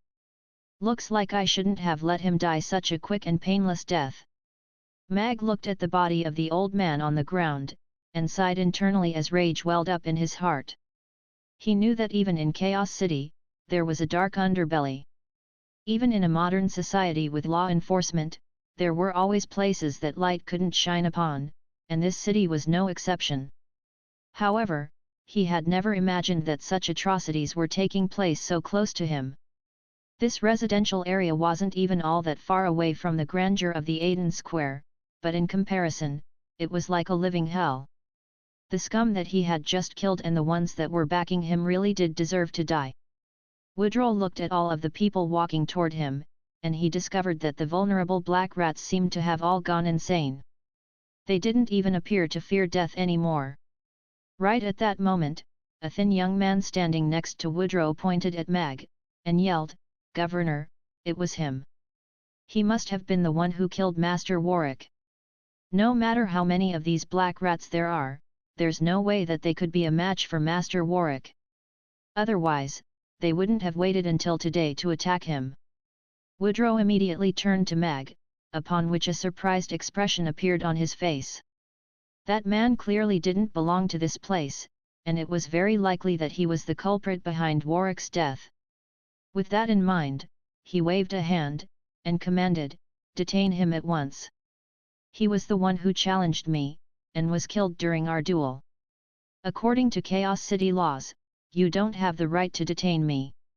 Mag looked at Woodrow calmly, and said, "Besides, you should be worrying about yourself. After committing so many heinous crimes, I'm sure you'll die an even more terrible death than him." Woodrow looked at Mag, and suddenly burst into raucous laughter. He laughed until tears welled up in his eyes, upon which his smile receded, and he pointed at the mangled body on the ground with gritted teeth as he said, "I have no son, and Warwick has been under my care ever since he was 5 years old. I've raised him like a son, and he was going to inherit everything I own. But you killed him, and you even mutilated his corpse to such an extent. I'm going to kill you and feed that little girl to dogs. I'm going to make you suffer the pain that you've put me through. All of these black rats will be locked up in the Basti prison for life. In this place, I am the king. No one can go against my wishes. Who the hell do you think you are?" Everyone instantly fell silent upon hearing that. They looked at Woodrow, then at the saber-wielding soldiers, and a hint of fear gradually surfaced in their eyes. The rocks in their hands clattered to the ground as they turned to look at Mag. He was the one who had killed Warwick, and taken revenge for everyone. Would he also be able to prevent everyone from being locked up in the Basti prison? There was a hint of hope in their hearts, but it was far outweighed by despair. No matter how powerful Mag was, there was no way that he would be able to defend himself from so many soldiers. He couldn't even save himself, let alone everyone else. "What do I do? What do I do? Amy and her father are in trouble because of us." Rebecca was scrambling for a way to save Amy and Mag's father. "Are these bad people? They're wearing uniforms from the city lord's castle, so how can they be bad people?" Amy peeked through the gaps between Mag's fingers, and looked at Woodrow in confusion. "That's right. That is a bad person in a good person's clothes, so he's even worse than the average bad person." Mag picked Amy up from her seat, and held her in his arms. He looked at the soldiers that were converging upon him, and heaved an internal sigh. It appeared that the Grey Temple and the City Lord's castle were still very far away from creating the equal and peaceful society that they dreamed of. There were quite a few first-tier knights among the soldiers, and even though they were weaker than Warwick, there were many of them, and they were from the City Lord's castle, so their identities were rather special. Of course, that certainly didn't mean Mag was going to surrender and allow himself to be captured. However, if he wanted to get out of this sticky situation, then getting Amy to attack was the simplest method. He had already taken a risk by fighting Warwick earlier on, and he didn't want to display any more of his power. Right at that moment, a grave voice sounded nearby. "There is no king in Chaos City, only law and order. Woodrow, you seem to have forgotten who you are and what your duty is. Who's there?" Woodrow's heart jolted slightly in shock, and he turned around just as the soldiers parted to create a path between them. A thunderously enraged Brandley was revealed, along with a dozen or so other investigators from the Grey Temple. "Master Brandley." Woodrow's expression changed as a hint of panic flashed through his eyes. However, he quickly calmed himself down, and rushed forward with a grief-stricken expression as he said, "Master Brandley, thank heavens you're here. An extremely violent and heinous crime just took place here. That vicious man killed my nephew and his guards in an extremely horrendous manner. My nephew is like a son to me, but I can't even identify his body anymore. I was blinded by my rage, and said something out of line, for which I apologize, but I must avenge my nephew and his guards. That man and these riotous residents must be captured. The families of the miners were all elated upon seeing Brandley, but their expressions twisted with rage once again upon hearing Woodrow's words. It appeared that this Brandley was the same type of scum as Woodrow. Brandley looked at the severely mutilated bodies on the ground, and his expression became extremely grave. How could such a horrendous crime have taken place in broad daylight? What was even more surprising to him was that the people standing around the dead bodies were all elderly people, children, and women. All of them were as thin as sticks, and there were countless blood-stained rocks littered around them. All of them were staring at Woodrow and himself as if they wanted to rip them apart with their bare hands. What could possibly enrage these vulnerable people to such an extent that they would commit murder on the streets? The investigators from the Grey Temple were also quite surprised. The investigation into the arson earlier had been a fruitless one, but this event that they had stumbled upon was far more significant than the case they were investigating just now. Master Brandley, 6 people have died in total, one of which may be a second-tier knight. This is a third-tier incident. A Grey Temple investigator quickly delivered a report. Brandley nodded, and turned to the culprits that Woodrow had been pointing to, wondering what kind of heinous people they were. Right at that moment, a mellow voice sounded.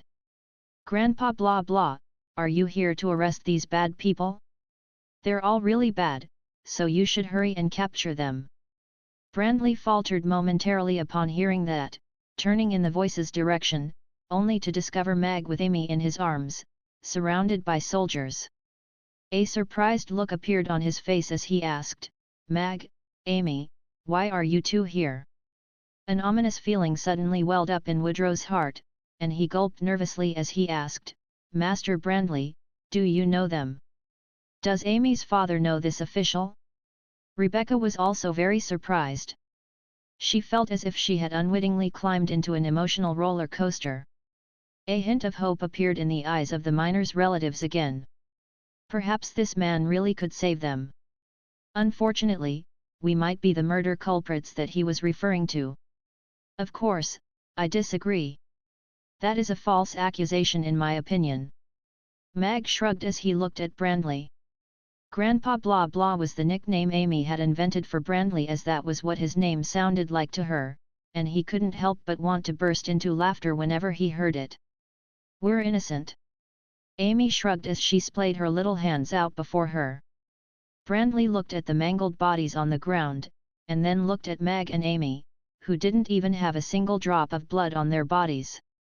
It was impossible to imagine that they could have been the culprits. Of course, the main factor that contributed toward Brandley's trust in Mag was his identity and reputation.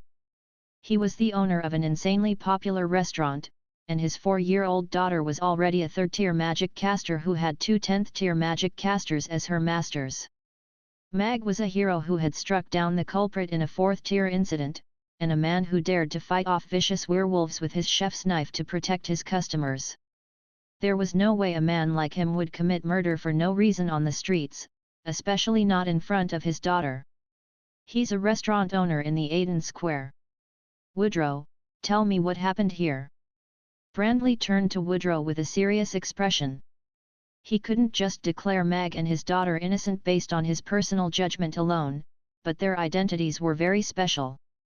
Apparently, the conference between the dragons and the demons was going to be held at Mamie Restaurant tonight, so he had to quickly and accurately assess this case. If the two of them were not at fault, then they had to be absolved as quickly as possible.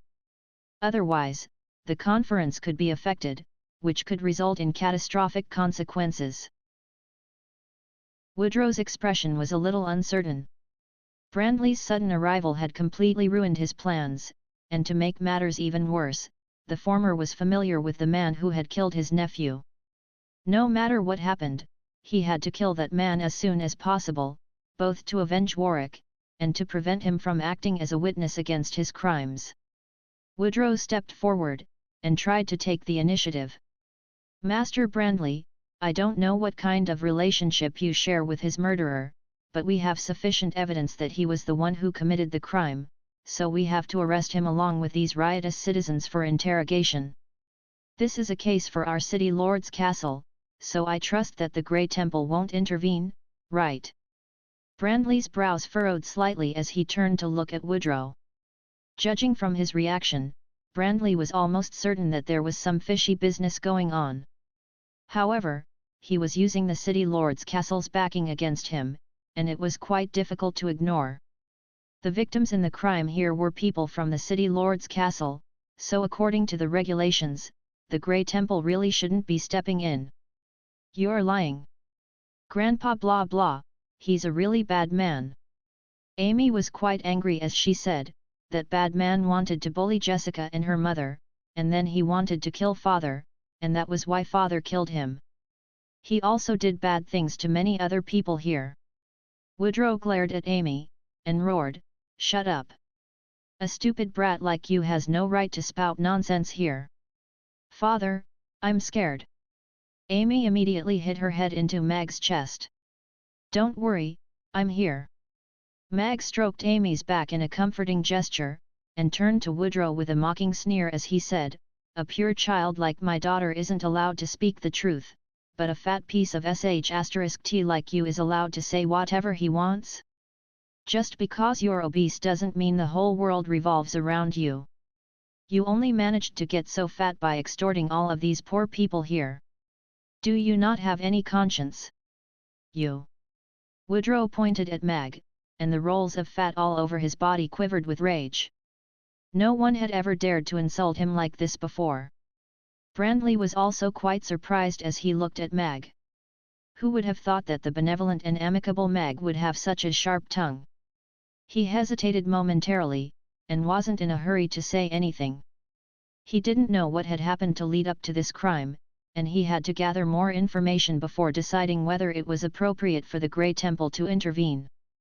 However, no matter what Woodrow said, he couldn't allow Mag and Amy to come to any harm. Otherwise, Chaos City would have to face the wrath of 2 10th-tier magic casters, and that would be a true calamity.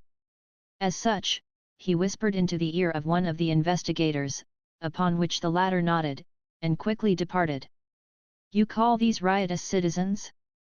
You've withheld their compensation, and all of them are starving. These are riotous citizens consisting of elderly people over 60, women, and children below 14. These are riotous citizens who have lost the breadwinners in their families, yet still have to suffer humiliation every single day. You rape the women here for your pleasure, and even 5-year-old girls are unable to escape that cruel fate. They're just trying to struggle to get by, and yet you still insist on stomping them into the ground.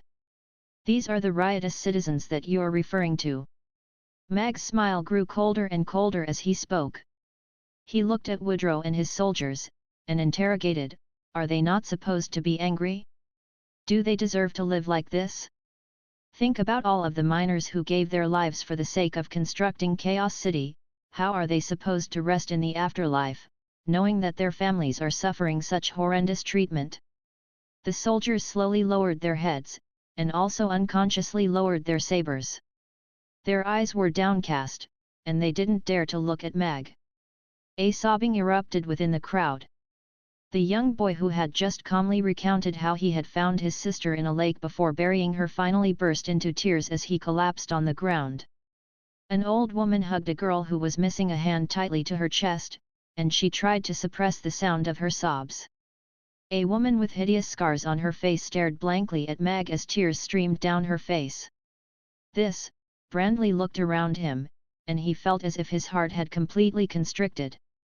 If what Mag had said was true, then just how long had these poor people endured such inhumane treatment? The city lord's castle sent these people compensation every month in order to ensure their survival, but it was clear that they hadn't received any of that money. So where had it gone? Just how much hatred could spark an uprising consisting of women, elderly, and children, and make them mutilate those bodies in such a brutal manner? The broken sobs and the soldiers who were hanging their heads in shame told Brandley all that he needed to know. He slowly clenched his fists. He could feel burning rage coursing through his veins.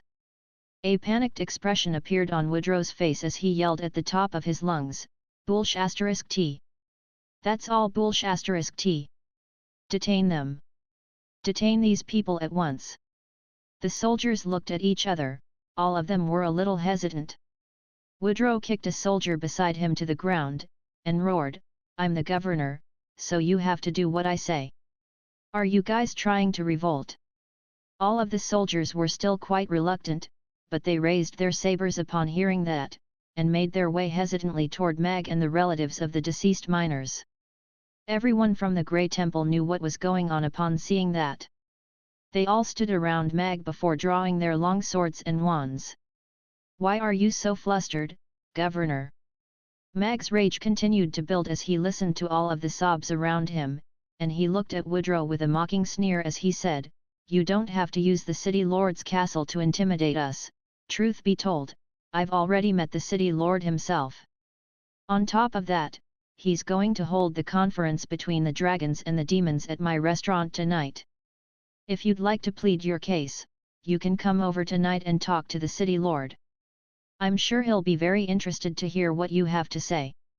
But before that, I suggest you listen to these people around you first. Think about all of the heinous crimes you've committed. Think about all of the horrendous things that your bastard of a nephew has done." Mag turned toward the relatives of the deceased miners, and his voice took a gentle turn as he said, "I know that retelling your past events is a painful experience for all of you, but please tell us your stories. Master Brandley and the Grey Temple will uphold justice for all of you, so let these scum receive the retribution they deserve." Woodrow pointed at Mag, and roared, "Kill him!" Right at that moment, Brandley, who had been silent for a long while, stepped forward. He brandished a black badge, and declared, "Not on my watch. I am an elder of the Grey Temple, and a 7th-tier magic caster, Brandley. This has now escalated to become a 4th-tier incident, so the Grey Temple will officially be stepping in. Anyone who is unrelated to this case, get back right now." Woodrow's face immediately paled at the sight of Brandley's badge. He stumbled back a few steps, and a hint of horror appeared in his eyes. The soldiers also stopped upon hearing that, and they looked at Brandley and his badge with awe and veneration in their eyes. A 7th-tier magic caster could kill all of them with ease. What was even more frightening for them was that the case had been elevated to become a 4th-tier incident. 4th-tier incidents were very serious cases in the Grey Temple, ones that even the city lord's castle couldn't intervene in. As such, they no longer had the right to do anything aside from awaiting judgment. All of the relatives of the deceased miners turned to look at Brandley with gratitude and elation in their eyes. Mag also looked at Brandley with a smile on his face. He was glad that his efforts had not gone to waste. "Master Brandley, you can't do this. It doesn't follow the rules and regulations. You're falsely adjudging the tier of the incident." Woodrow was completely desperate. If the case were adjudged to be a 4th-tier incident by the Grey Temple, then a thorough investigation would definitely be launched. In that case, there was no way for him to save himself. "Woodrow, please don't try to tell me how to do my job. The Grey Temple is responsible for adjudging the tiers of incidents, so you have no right to say anything. Also, this case concerns you as well, so until a verdict is reached, you will be placed under surveillance, and are prohibited to leave your residence."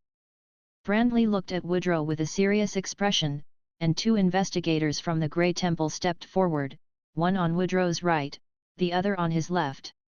"I'm an official of the city lord's castle. I'm the governor. You have no right to restrict my freedom. I'm going to the city lord's castle. I'm going to see the city lord." Woodrow turned, and tried to leave. "Please cooperate with our investigation, or we'll have to take you in by force." The 2 investigators placed their hands on his shoulders with solemn expressions on their faces. "This is slander. I won't accept this. I must see the city lord. I must." Woodrow tried to struggle free from the 2 investigators. "There's no need for you to go to the city lord's castle. The city lord gives the Grey Temple the right to judge this case. If the allegations prove to be true, then you will not be spared." Right at that moment, the sound of trotting horse hooves erupted, and Dicus emerged on horseback, looking down on Woodrow as he said, "Woodrow, the city lord's castle is very disappointed with you." Woodrow immediately collapsed to the ground upon hearing that. Cold sweat poured down his face, and his lips quivered as he shook his head vehemently. He pleaded, "No, Master Dicus, you've got it all wrong. Please tell the city lord that I'm his most loyal dog, that I'm loyal only to him. The city lord has no interest in owning any dogs." Dicus cut him off, and got down from his horse as he said to Brandley, "Master Brandley, I've been sent here by the city lord to assist the Grey Temple in this investigation." "All right, thank the city lord for his understanding in my stead." Brandley nodded as he turned to the distraught Brandley. He then looked at all of the relatives of the deceased miners, and urged, "I can assure all of you that the Grey Temple is completely fair and just when processing cases, so you must take responsibility for your words. We won't falsely accuse any innocent person, nor will we absolve any culprits, so please trust us." The relatives of the deceased miners all looked at Brandley with hesitation in their eyes. "My name is Ebenezer, and I'm 13 years old. 4 years ago, my parents passed away in a mining accident, leaving me and my 2-year-old little sister behind." The young boy from earlier stepped forward first. His tender voice was greeted by complete silence as everyone listened intently to his story. Everyone was initially enraged before their expressions turned sympathetic as they looked at the young boy. "I feel like she's still looking at me, asking me to catch a butterfly for her." The young boy looked up, only to discover a small butterfly fluttering above his head, and he hesitated momentarily before extending his hand. The butterfly flew a few circles around him, and then settled on his fingertip for a moment before spreading its wings, and flying into the sky. "Don't worry, child, your little sister's death won't be in vain." Brandley clenched his fists tightly, and fought to maintain a calm voice as he said, "Next." An old man stepped forward, and began to tell his story. "My name is Harold, and I'm 65 years old. 4 years ago, my son," his grief-stricken words were like heavy blows landing on everyone's hearts, striking them with a sense of asphyxiation. "They're lying. There." Woodrow's face paled further and further, and he tried to struggle to his feet. "Silence!" Brandley roared with a cold expression before issuing a command. "Lock him and all of his soldiers into the Bastille prison to await further interrogation. Settle all of the families of the deceased miners appropriately, then call them out one by one, and record their stories as evidence. We must uphold justice for them." "Yes," the people from the Grey Temple answered in unison before tying up Woodrow.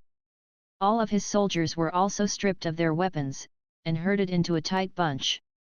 "Absolute bastards!" Dicus clenched his fists with rage. "He killed my nephew, and a lot of other people. Didn't you say your Grey Temple wouldn't absolve any culprit? Then detain him." Woodrow had been bound by rope, but he was still yelling at the top of his lungs.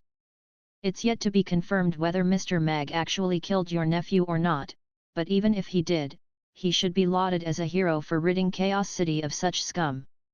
He deserves applause and accolades, just like how you deserve to be locked up in prison." Only then did Dicus notice that Mag and Amy were also at the scene. "Mr. Mag, why are you here?" "We meet again, Mr. Dicus." Mag was also a little surprised to see him, and he shook his head in a resigned manner as he said, "I'm here with Amy to invite her friend to our lunch party today, and we just so happened to walk in on these crooks. One thing led to another, and this is the result." Dicus appraised Mag with a solemn expression, and said, "The city lord's castle is very embarrassed with its oversight. At the same time, we must thank you for protecting the citizens here and exposing this dark underbelly. Please rest assured that we will launch a thorough investigation into the matter, and make sure that all of the culprits involved are held accountable." "I hope so. The city lord's castle should really reflect on this matter. If the law is enforced by an individual, then its existence will be pointless." Mag looked into Dicus' eyes with a serious expression. "I'll pass that on to the city lord." Dicus nodded. "This? How could this be? Isn't he just a restaurant owner?" Woodrow looked on with soulless eyes before being dragged away by 2 guards from the Grey Temple.